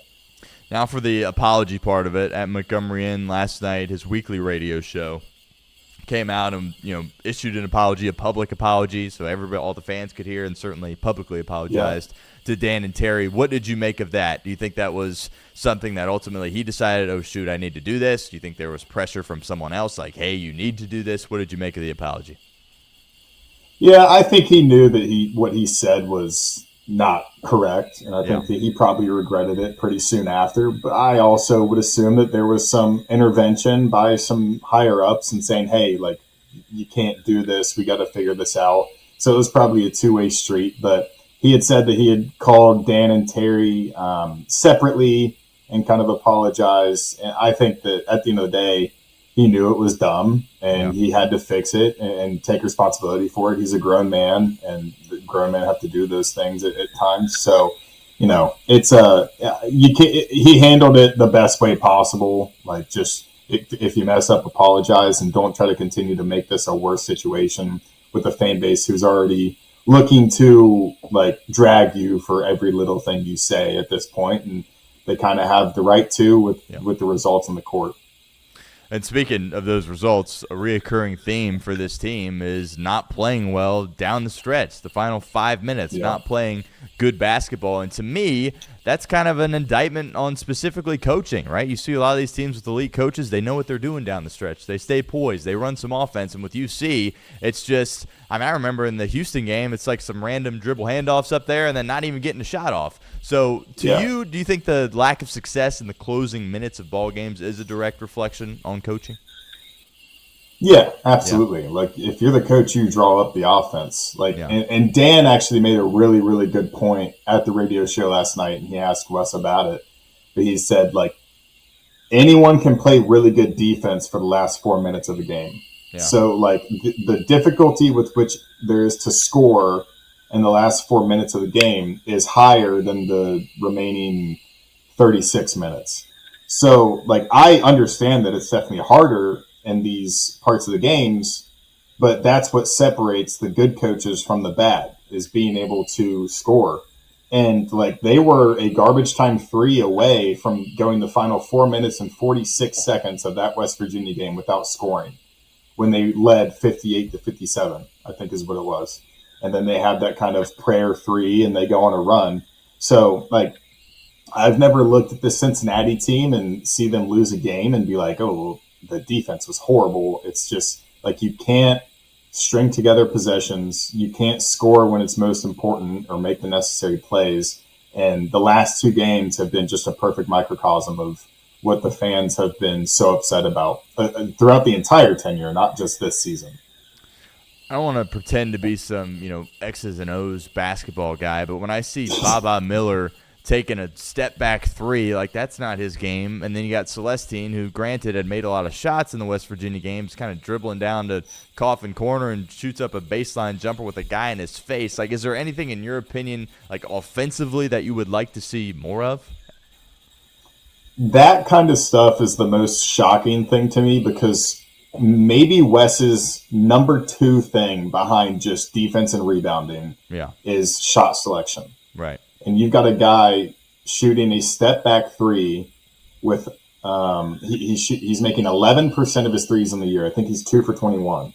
And I think there was under a minute left. And that's the shot that you kind of settle for. Like that has nothing to do with talent. And part of me, like I played sports for a long time. When something was going wrong in the games, it was addressed in practice. And then it was the expectation that it wouldn't continue. And it's like the shot selection is continuing. It's guys thinking that they can make these shots that they haven't made all season. And part of me is like, okay, that's on Wes. Yeah. Like if you can't get through to your players and try to do something different or make changes, like that's on you. So there's a disconnect there because he has to be telling them, or unless he's just lying to the media and like shot selection isn't as important, but I know that's not the case. So that moment, the Baba step back 3 was one of the more striking things to me about that whole game. Just, it's a really, really weird decision. Sean Abayev came in, highly touted guy. Everybody was all excited. Supposed to come in and really make an impact right away. He's had some fine moments, but you're seeing Wes kind of go away from him a little bit here. What's going on with Abayev? Is it just a confidence thing here at this point, or what do you make of it? I do think it's a confidence thing. I think he just has to see some shots fall. Like, I think that's the biggest thing. He's got to make a few shots because that's his entire game. And I think that if there's a guy who I think can turn it around, I think it's Sean Abayev just because of how talented he is. He's just not finding the bottom of the net. And the worst part about this is that everyone else around him isn't playing very well. So, like, Wes can't send him out there for 4 or 5 more minutes than he can actually play him. So maybe those shots do fall because everything is so tight. And when Jizzle James is going 3 for 13 and 2 for 10, and Baba Miller isn't scoring as well, and then Kirk Reese is not scoring well, and now he's hurt, right, you can't afford to not have your best lineup on the floor for as long as possible. So he's not in a good spot right now. I know that kid is very, very talented. He's a damn good basketball player. And, if stuff goes awry this season and then he decides to transfer, I'm very confident that he'll have a lot of success at his next stop. But I'm really, really hoping that he can find the bottom of the net and just get that confidence going because he's one of the most important players to UC possibly turning this season around and kind of going on a run. I'm going to put you on the spot here for a second. If you don't have an answer for me, that's totally fine. But we came on with Reed not that long ago and basically said your expectation, barring a miracle, is that they'll have a different coach next year. Is there any names that you've got in your mind as potential candidates that you would like to see possibly be the next coach here at UC? Any names come to mind? I mean, when you canvass the country and you're looking at like those good coaches who are at lower level schools, I think Josh Schertz at St. Louis is an interesting one. He was at Indiana State, had that really good run and actually beat UC in the NIT. And a lot of people thought that they should have been in the tournament, but they got snubbed. Jared Calhoun at Utah State was a GA under Bob Huggins. He's a name that a lot of people are thinking about. outside of that, I'm not really sure. The main guys that I've been thinking about when kind of venturing down that road, as you naturally do in these kinds of situations, is Schertz and Calhoun. Yeah. I think another guy that's certainly in the crosshairs here is the AD, Cunningham. Do you know how that could potentially work to move off him? Like, is he a guy that could lose his job? Because you look at these two hires that he's been able to talk about football in a second. Like, do you anticipate a change being made at that spot, or how does that work with an AD? Do you know? Yeah, I don't know. I mean, you look at like the big four hires for him have been Wes Miller, Scott Satterfield, Katrina Merriweather, and Jordan Bishel. And you can say right now he's hit on one of the four. So I know that the president of the university and him have a very good relationship. So it's like a two-edged sword of, like, he has not performed well. Like, you can't look at the four hires he's made and been like, this is a good performance. You can say, he secured the funding for the IPF. Great. He transitioned into the Big 12. That's also great. But part of me is like thinking, I don't know if there's an AD that could have really botched that. Like, I think UC was kind of the sensible step up for the next team that was going to get in the Big 12 after Texas and Oklahoma left.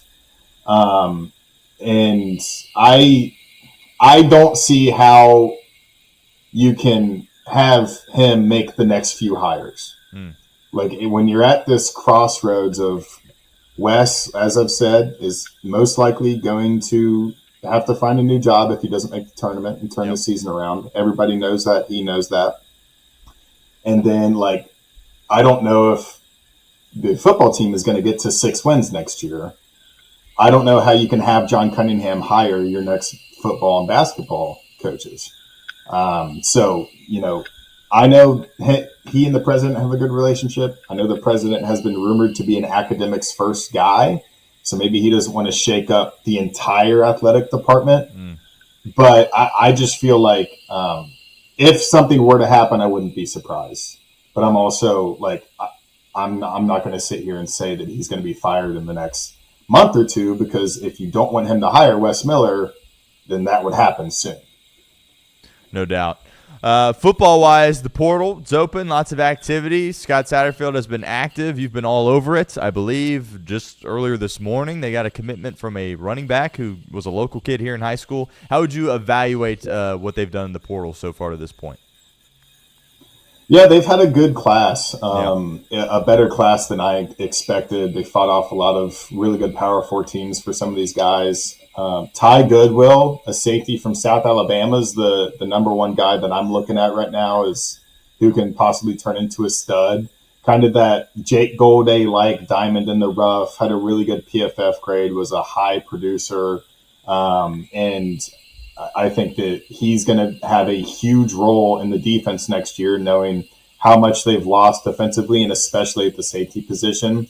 Lorenzo Fenner, a wide receiver from South Dakota, really, really good with after the catch stuff, yards after the catch, great hands. Teammate of Joe Cotton, who's a left tackle at Cincinnati, came over from South Dakota as well. And then the quarterback is obviously what everybody wants to know about, J.C. French from Georgia Southern. Like, they missed on their first couple targets, and I guess this is a guy you can say you settle on. Mm-hmm. So, the outlook isn't as good as if they've gotten like a Lincoln Kienholz, the Ohio State backup, or Ethan Grunkemeyer, that kind of thing. But I think that he's a pretty good game manager, doesn't turn the ball over a ton, threw 8 picks, but also threw for 20 touchdowns last year. And I think he rushed for 6 touchdowns as well. He was sacked like 25 times, though. Yeah. So I'm really interested to see what he can do with a better offensive line. It's not an extremely sexy pickup, but the silver lining is, if you had to guess, like in comparison to the market, what you paid him, it's probably easily under $2 million. Okay. When if you were going to get Kienholz or Grunkemeyer, it probably would have been around $3 million, just kind of surveying the market. So you save some money that you can kind of invest elsewhere, especially on the defensive end. And then maybe you bring in a good defensive coordinator who runs a different scheme, and everything changes for you defensively. So they've had a good class so far. Zylan Perry, Louisiana running back, also good. I would expect him to be the RB1 coming into next season. And then they're going to have a few more commits before the portal closes as well. What's the competition look like in the quarterback room for next year? I would imagine they would plan on French being the starter, right, because they're giving him this kind of money. But what's that room look like next year? Yeah, I would say French is the quarterback one. They'll have the quote-unquote competition that they have every year, like they had with Brennan Sorsby and Brady Lichtenberg in year one. But French should come in and be the guy. You're actually looking at a backup in the portal. Like they scheduled Colorado's Ryan Staub on a visit, so they're looking to bring in a backup. And, I don't really know where Samaj Jones stands at the moment. I'm honestly kind of surprised that he hasn't entered the portal and just seen what he can get or where he could start and try to kickstart his career.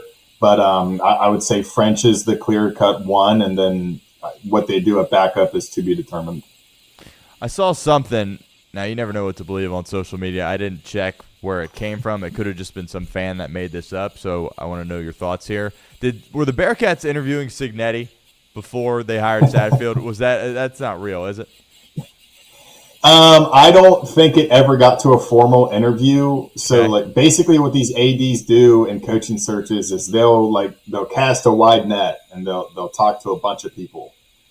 So, there was the whole Chip Kelly thing of Chip Kelly said that he wanted the job, and then Cincinnati said, no, we're going to go with Satterfield. And then you talk to people who were actually close with the sources that you see, and it was more, hey, are you interested?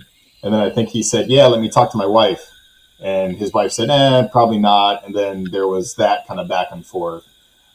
So I don't think it ever got to a formal interview. But I don't really get the ragging on Cincinnati, because it's not like Indiana hired Cignetti and expected him to be playing for a national championship in year two. Yeah. This is unprecedented success that he's having. And I think that his attitude of actually having to go into Indiana, kind of like a Deion at Colorado scenario, you have to infuse your own energy and completely make it over. I don't know if it would have worked at Cincinnati. It was a program that was already having success. Maybe it would. I don't know. But, I don't know. He was not anyone's first choice, I don't think, in the last few hiring cycles. So I don't really get the ragging on John Cunningham for not hiring him. Makes sense. So I'll ask you the same question I asked you about basketball. If they were to move off of Satterfield, obviously not going to happen now. He'll be the coach this coming year. Any names that you've got an eye on to be the next head coach at UC? And what, in your mind, would allow Satterfield to keep his job? Does he need 9 or 10 wins here coming up? I'm honestly more of the mind that if he gets to a bowl game next year, they'll probably bring him back. Okay. Especially if you look at Wes Miller's buyout, in all likelihood, they'll probably have to give him $10 million if they are to move on from him. And Cincinnati's not in a financial position to pay. I think it'll be a combined $20 million or $18 million in buyouts in back-to-back years, unless it's really bad and you just don't have a choice. But if he gets to a bowl game, I think they'll probably bring him back.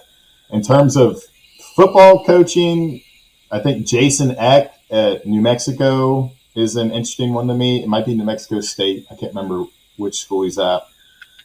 Lance Taylor at Western Michigan. Yep. Mike Denbrock, the old Cincinnati OC, who's at Notre Dame, is a name that I'm interested in. And then I also think Brian Mason, he was the special teams coach at UC under Fickell, and now he's with the Colts. He's their special teams coach. He's also a name that I've been thinking about a lot, because I put together a list of 50 names on a Google spreadsheet just in preparation. Mm-hmm. So I think those guys are people who, if I had to make a hot board today in no particular order, they would be on it. And there's a few others that I can't think of right now. But yeah, I don't know. I think in this day and age, hire the best group of 5 guy with the best roster that you can just kind of bring into your team and try to have success quickly. and then kind of put yourself in a good position in NIL. It's what Auburn's doing. It's what Florida's doing. It's what Indiana did with Cignetti. So I think hire a really talented group of 5 head coach with a pretty good roster. I had a take that I came up with, and I'm curious to get your thoughts here.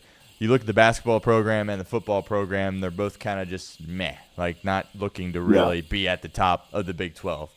What are your thoughts on them picking one of the two to really go all in from a funding and NIL perspective and trying to be really good at one of them rather than just kind of being mediocre at both? What do you think about that? I don't know. That's interesting because I don't think anyone would have.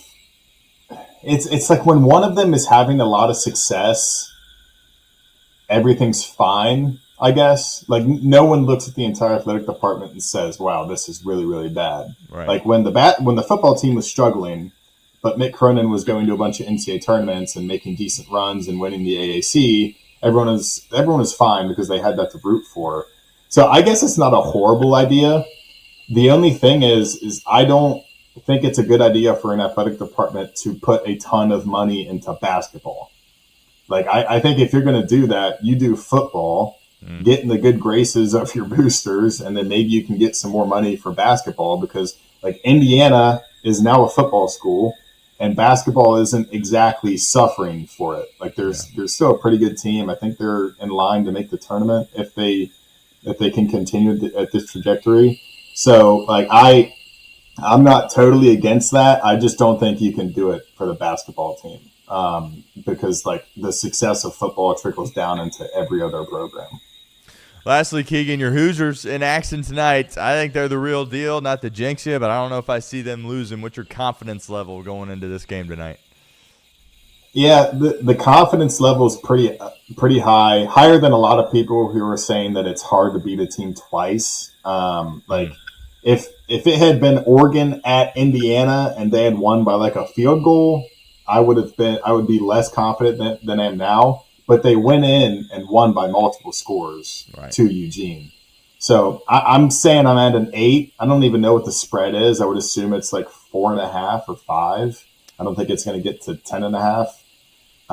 But I'm going to take Indiana spread, whatever it is, and I think that's going to be a lock for me. I'm very confident. I've never seen such a fundamentally sound team with a great coach and also really, really good players who so rarely make mistakes. No doubt. Hopefully it's another great game, and for your sake, hopefully it's one-sided in favor of the Hoosiers. Finally, Keegan, tell us about Bearcat Journal. Tell us where we can find your work and where we can find you on social media.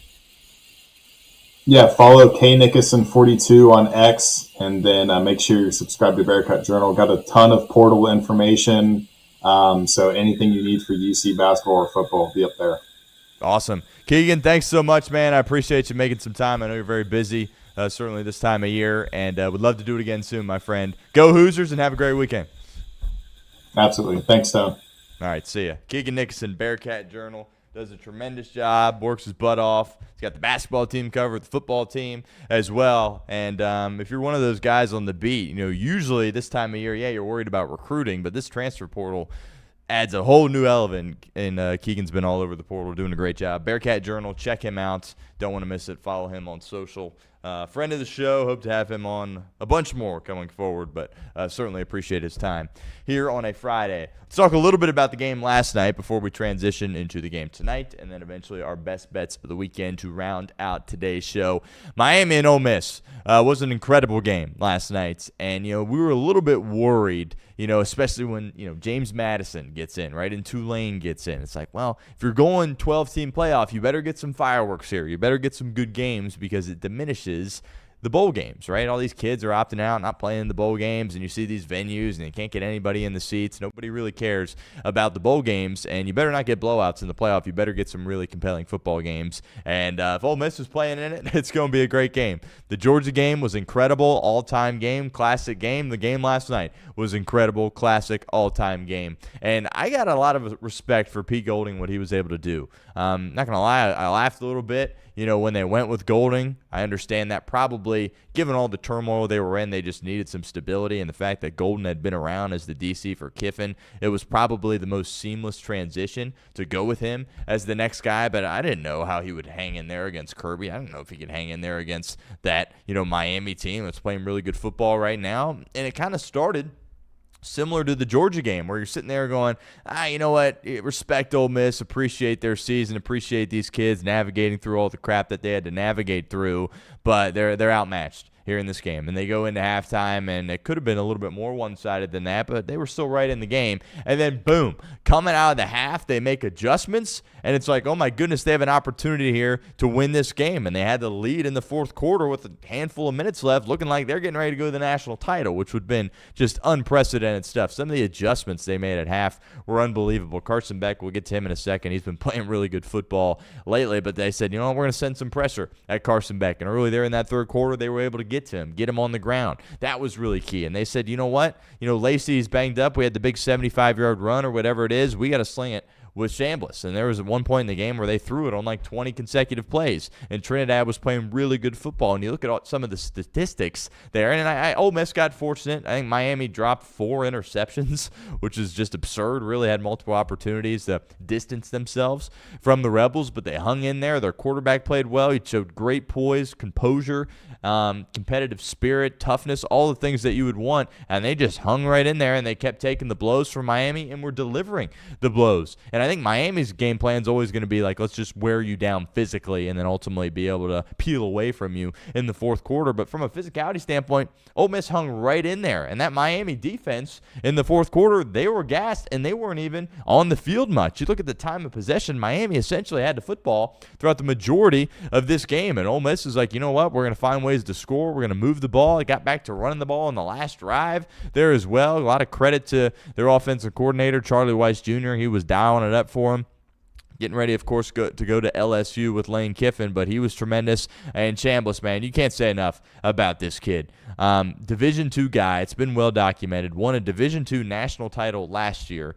Gets an opportunity to get an offer from an SEC school. Credit to Kiffin and his recruiters for finding him, a diamond in the rough, brings him in, and isn't the starter. So what he thought was going to be his last year of college football, he's signing up to be the backup at Ole Miss. And Austin Simmons is their guy that they're giving a lot of money in NIL, what have you. And then all of a sudden they make the switch to go to Chambliss. Simmons gets banged up, and Chambliss never looked back. He's awesome, and I really hope for his sake and for the sake of college football, he can get another year, right? Remember Pavia came back and got another year. You would love to see Chambliss get another year. I would imagine he would stay at Ole Miss. Maybe, some other school will throw a lot of money at him. Hard to imagine Ole Miss getting to this point again next year. But then again, who would have thought that they would get to the point they got without Lane Kiffin? So he's a heck of a player. Seems like a heck of a kid there as well. If he was a couple inches taller, he would be like a bona fide stud of an NFL prospect. He's going to get drafted whenever he comes out.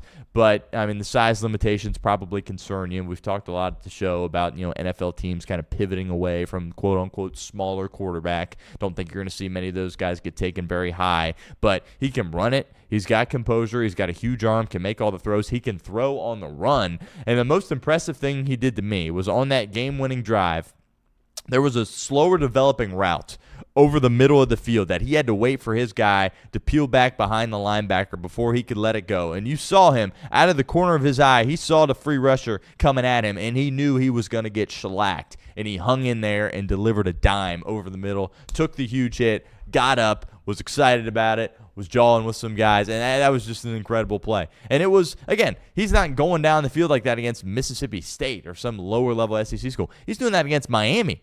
And they got 5-6 guys that are going to be in the NFL. They got dudes all over the place on that Miami defense. And they hung in there from a physicality standpoint. He made some huge throws there at the end. And then the 2-point conversion to execute on that. We all know as Bengals fans, being up 1, great to have the lead. But this day and age of pro football or college football, either, the other team's probably going to go down, pick up a couple first downs, and kick a big-time field goal and make it. Getting the 2-point conversion is huge, and then you make Carson Beck go down the entirety of the field there as well. He was great, and then even after Miami scores, we'll talk about the Miami side here in a second, but Chambliss is able to there 13 seconds or like 30 seconds or something. He's able to pick up a couple first downs, and then it's not even really technically a Hail Mary. You're throwing it up to the end zone, but it's like 35, 40 yards as opposed to really just launching it. Ole Miss fans, of course, want the PI. I don't have a problem with the no call in that spot. I really don't. But, a Hail Mary situation, there's going to be a lot of hand fighting going back and forth. There was a bit of a tug there, but, the ref that came on, the analyst or whatever, he was like, yeah, it was kind of mutual. Both these guys were kind of doing that, and they didn't throw the flag. I thought that was the right call, but I get if you're an Ole Miss fan, you're ticked off about it. But I can't say enough good about Chambliss. He got, reaped the benefit of the doubt, all the dropped interceptions there, but credit to him. He was a stud in this game. He was an absolute stud. And for the sake of college football, I hope he gets another year. But even if he doesn't, he's getting drafted somewhere. Not very high maybe, but he's getting drafted somewhere because he's made all the right stuff. He was phenomenal. Heck of a year for Ole Miss. Obviously some devastation, some heartbreak, but you can hold your head high if you're the Ole Miss Rebels doing what they were able to do. And obviously it's a big sigh of relief for Lane Kiffin because he would have looked like just a clown if they went out there and played in the national title. Won the national title. Already kind of looks like a clown because they beat Georgia and hung right in there with Miami. So that's kind of Kiffin's perspective on this whole thing. But what a year for the Rebels. And just happy for those kids that all that they had to deal with their coach leaving. They hung in there. They stuck together, played good football, and were a play away from playing for the national title. So credit to those guys. From a Miami perspective, Carson Beck, look, nobody likes Carson Beck, right? Because, how he carries himself, some of the stuff he said, the off-the-field stuff, we understand that. But he's played like a bad dude these past two games against Ohio State and this game against Ole Miss. He's sitting there. He's got to go down the length of the field and not kick a field goal to tie. But if you want to go win, you better score a touchdown. And he hung in there. He was composed on that final drive, and it was really incredible to see. And that third down that he ripped over the middle, 3rd and 10, and then the 3rd and 6 there to Daniels on the outcut. And then he, lunges forward and gets the first down. That was a great play. But the 3rd and 10 to set it up, I think, right at the red zone when he ripped that, unbelievable throw from Carson Beck, read it out and just let it go, and it was a dime right in between the numbers for his intended target. So, you don't have to like Carson Beck, but you got to tip your hat to him for what he's been able to do. He's going to have an opportunity to compete in the national title game. I mean, this was a guy a couple of years ago, people were talking about him like number 1 overall pick. He's not on that level. He's going to get drafted. I don't think I kind of feel like he's round 4, round 5-ish. I don't think you take him higher than that. But what was I just saying about the size? Carson Beck looks, if you look at him, he looks like an NFL quarterback. He's a big dude, got big legs. I think he's had a better arm previously. I don't think his arm looks the same as it did before his elbow injury when he was with Georgia last year, so maybe that's a bit of a concern. But he hit some shots down the field, made some big-time plays on late downs. But if they're going to beat Indiana or Oregon, obviously Beck's going to have to protect the football and not make mistakes, but the identity of this team. Part of the reason it's so difficult to play Miami is they just constantly are getting 4 and 5 yards and holding on to the ball, dominating time of possession, running the ball, wearing you down, and that's what you saw in the game last night. Now, Ole Miss was able to hang in there. Credit to him for it, but obviously, if, first down, it's 10 yards. If you're getting 3.5 yards each play, you're going to wear down the opponent and you're going to score and you're never going to lose, right? And that's kind of what they do, right? 5 yards, 6 yards here, hold the ball, run it, pick it up on 3rd and short. Like, credit to Ole Miss, but, 3rd and short, you knew Miami was getting it. You absolutely knew Miami was getting it. And how about Malachi Toney? Malachi Toney is one of the best players in college football. I'm not going to sit here and say he's Jeremiah Smith, but he's right after that. And I know Jeremiah Smith came in and everyone's like, it's the greatest player ever before he even played a single down.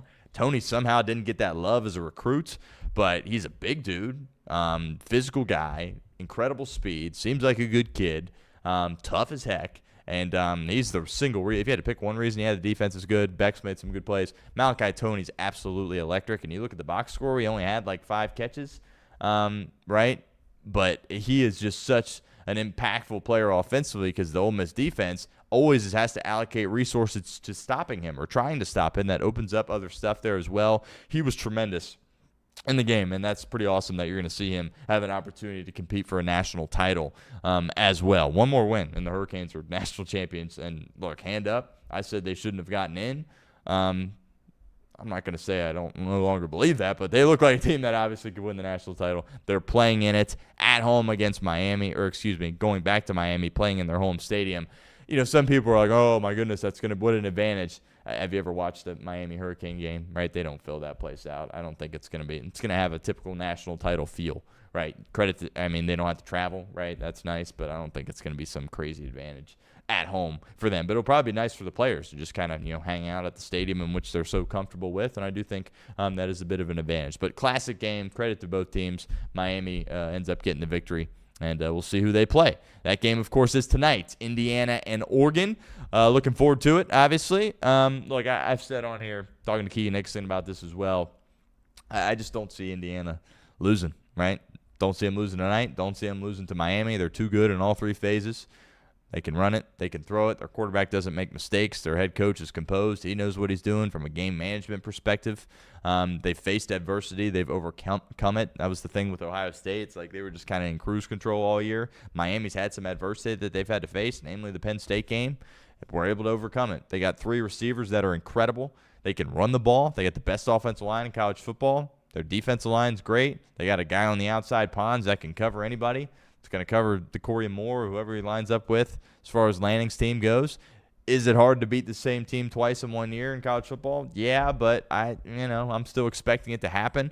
Give a lot of credit to Dan Lanning for what he was able to do. Last year was kind of like a great opportunity for them to win the national title, obviously the 1 seed before they got shellacked by Ohio State. This year kind of was supposed to be a rebuilding year. They were retooling the offensive line. They got freshmen all over the place, and that speaks to the level of coach that Dan Lanning is to be able to get his team in a spot where they'll win away from playing in the national title. They deserve a lot of credit for that. I just think Indiana is going to be a little bit too much in this game ultimately for them to overcome, and I expect Indiana to win. But Mendoza, to me, I was thinking about this last night.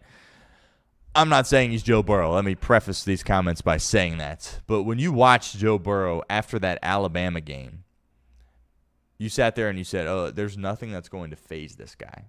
Right? Because you always wonder in these moments, like, how are they going to react? Are they going to be tight a little bit? They're kids at the end of the day. And you knew with Joe Burrow after that Miami game, you're like, oh, he's not going to blink. It doesn't matter how big the game is. It doesn't matter who he's playing. It doesn't matter the talent on the other side. He's not blinking. He's going to be at his best. That's kind of how I feel about Mendoza, right? Ohio State didn't blink. Nearly gets knocked out of the game on the first play. Hangs right in there. Sits for a play or two, and it's back in, ready to go. Alabama, after having to buy the time off, the Rose Bowl, the granddaddy of them all, couple of sacks on the first drive, didn't blink. All right, Mendoza's not blinking. He's going to play well. Right? He's going to play well these next 2 games, and that's just a given. Kind of reminds me of Joe Burrow in that sense, not comparing their 2 games, but just that mindset of, oh, this guy's unflappable. That's how I feel about Mendoza here in this game. Great coaching matchup. Lanning and Cignetti, they're incredible. And hopefully, for the sake of college football, it's another great game tonight. But I do think Indiana wins, covers, and wins the national title ultimately as well. But we'll see. Speaking of covering, last segment of the week, best bets of the weekend. We are 42, 47, and 3. We're open and transparent. Do I like saying that out loud? No, I don't like saying that out loud. But we got some time here, all right? Playoff time. Right, and then it will reset. We'll do this through the Super Bowl, and we're trying to get back to 500, perhaps get past it. If we go 5-0 this week, which hasn't happened all year, but it could happen this week, we'll be at 500. So we got 5 plays, and it starts with the game we were just talking about, Indiana, -3.5. Do I love the hook? Absolutely not. I don't love the hook, but I'm still taking the Hoosiers. All right, as I mentioned, too good on all 3 phases. Quarterback, apparently these are like the 2 best quarterbacks that are going to be playing. I still need to see a little bit more from Dante Moore. I think he's a great player. But, like, 2nd overall pick in the NFL draft seems a bit excessive.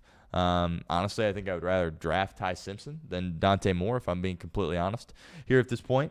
But we'll see how he responds. Great quarterback matchup. You knew if last night was going to deliver. Like, I think last night had the opportunity to be kind of a not-so-good game. That one delivered. Well, you feel good about this one delivering, too, there as well. But I think Indiana's got too much. They're too consistent. They don't make mistakes. It's the same team you see each and every week. And they faced adversity. They've overcome it. And I just really like the Hoosiers in this spot, -3.5. The hook concerns you a little bit, but give me Indiana. Green Bay, -1. I don't think a 7 seed, I said this on Off the Bench, I don't think a 7 seed that hasn't won a game in over a month has more life in the playoffs than the Green Bay Packers. wouldn't surprise you if they lose this game to Chicago on the road, right? Apparently there's going to be like up to 30-mile-per-hour winds, and look, that is an advantage for Chicago. Ben Johnson is going to want to run the football. He's going to want to give Caleb some easy throws on some bootleg stuff. That's fine, right? Wind's going to be a factor. Elements are going to be a factor. But I really like Green Bay in the spot. I really do. They're getting Jordan Love back. I understand they haven't won him forever, but remember, Jordan Love got knocked out of the game the last time they were playing the Bears. We haven't seen him since. And then an incredible throw from Williams. Willis played his heart out as the backup, and then he got hurt in the game, but Williams made a great throw there to win it at the end. But, like, people are not – like, I get there with the 7th seed, right? I understand that. But, you know, if a team's going to go into Seattle, like Packers is the 7th seed going into Seattle, if they win this game, like, I could absolutely see that happening for the Green Bay Packers. I think they're well coached. They get their quarterback back. All their weapons on the outside are healthy, which you could make the argument, well, 30-mile-per-hour winds, what's Christian Watson going to do for you? I don't know, right? But, you know, is it really going to be 30-mile-per-hour winds, right? Maybe they're gusts up to 30, but, like, there's going to be some opportunities to throw the ball down the field. The experience is key. Jordan Love's been great in the postseason throughout his career. Caleb doesn't have that, right? Ben Johnson as a head coach doesn't have that. Yeah, he has it as a coordinator. How'd that work last year against the Commanders? One and done, not very good at home. Right, so there's a lot of pressure here on Chicago, and the place is going to be jumping. It's going to be electric, and the atmosphere is going to be incredible, but there is a lot of pressure here on the Bears, whereas the Packers are coming in. They're the 7th seed. They're like, yeah, we have this roster, and we went and got Micah Parsons fine, but nobody's really giving them a chance in this game, despite the fact that Vegas is saying they're the better team. I like Green Bay in the spot. I think Jacobs has gotten healthier over the course of the past few weeks.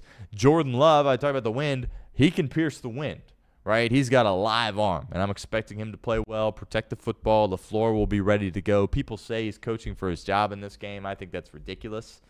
The way his contract is set up, like this would be the year to extend him in order for him not to be a lame duck guy. Maybe that's why there's so much pressure on him, allegedly. But I like Green Bay in the spot, -1. Give me the Packers.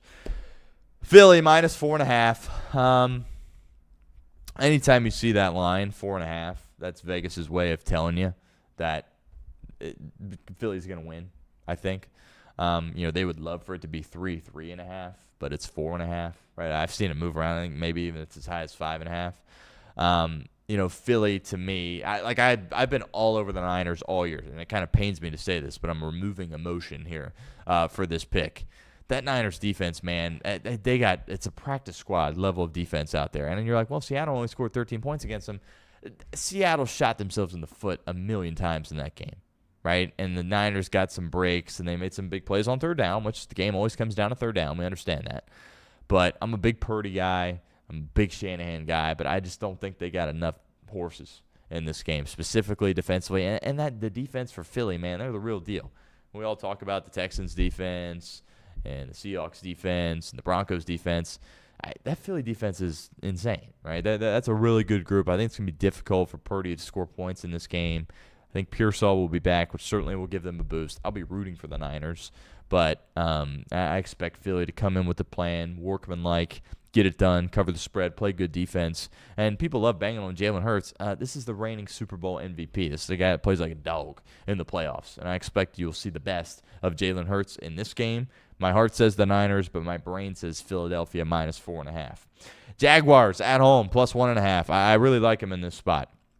They're underdogs because they're playing Josh Allen, and their name is the Jacksonville Jaguars, right? If you strip all that away, not the Allen part, but the Jaguar part, and you evaluate their roster and what they've done over the course of the last 10 weeks, really good football team. Cohen's composed, right? His opening scripts are great. Lawrence is playing the best football of his career. Lawrence, besides Drake May and Matthew Stafford, I would have him at 3 as the MVP. He's great, playing outstanding football right now, and people don't want to give them credit because they're the Jaguars. I get that. We talk about all these home teams are going to have great home field advantages, and then Jacksonville's like, are we going to make sure everybody's in a seat? Or is there going to be some open seats here in this game? So, you know, going in, if you're Buffalo, you don't want to play on the road, but if you had to pick one place to play, it would probably be Jacksonville, right? And I just see Jacksonville getting out to a lead early in this game. Buffalo relying on Josh Allen heroics, which in the postseason, not a bad recipe right, because he's been so good in the postseason. But I think you'll see Jacksonville ultimately win this game. I'll take the plus 1.5, and they'll go from there. And probably, assuming New England wins, which that's a very compelling game. All these games are outstanding. Then have to go to Gillette Stadium after that, ultimately, if that transpires. But I like the Jags in this spot, plus 1.5. Lastly, Pittsburgh, plus 3, Monday Night Football. Again, I've been all over the Niners and the Texans all year, and I'm sitting here in the playoffs betting against them. But we're using our brain, not our heart. We're trying to go 5-0 here this week, people. Aaron Rodgers, man, what he did in the game against Baltimore, exceptional. Great game from Aaron Rodgers. And the fact they were able to do that with really out a receiver, right? I mean, they're throwing to Adam Thielen, right? And I respect Adam Thielen, but my goodness, right? How old is he? Metcalf comes back. All of a sudden, that can open some stuff up. We know how much they utilize the tight ends. Jaylen Warren's got to be good in this game, and the defense has to hang in there, right? Which I think they should.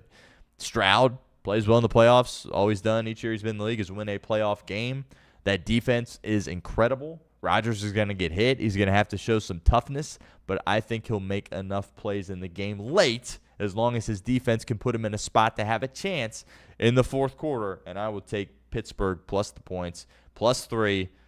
We're in Cincinnati. We don't have any love for the Steelers, but I do think there's some value there in this spot with Tomlin, right? He's back in the playoffs, but this time it feels a little bit different as far as, okay, we actually have a competent quarterback at the position, right? You know, obviously Ben was great, but after him, it's like they get in the playoffs and it's like, who's playing quarterback? Like they have no chance.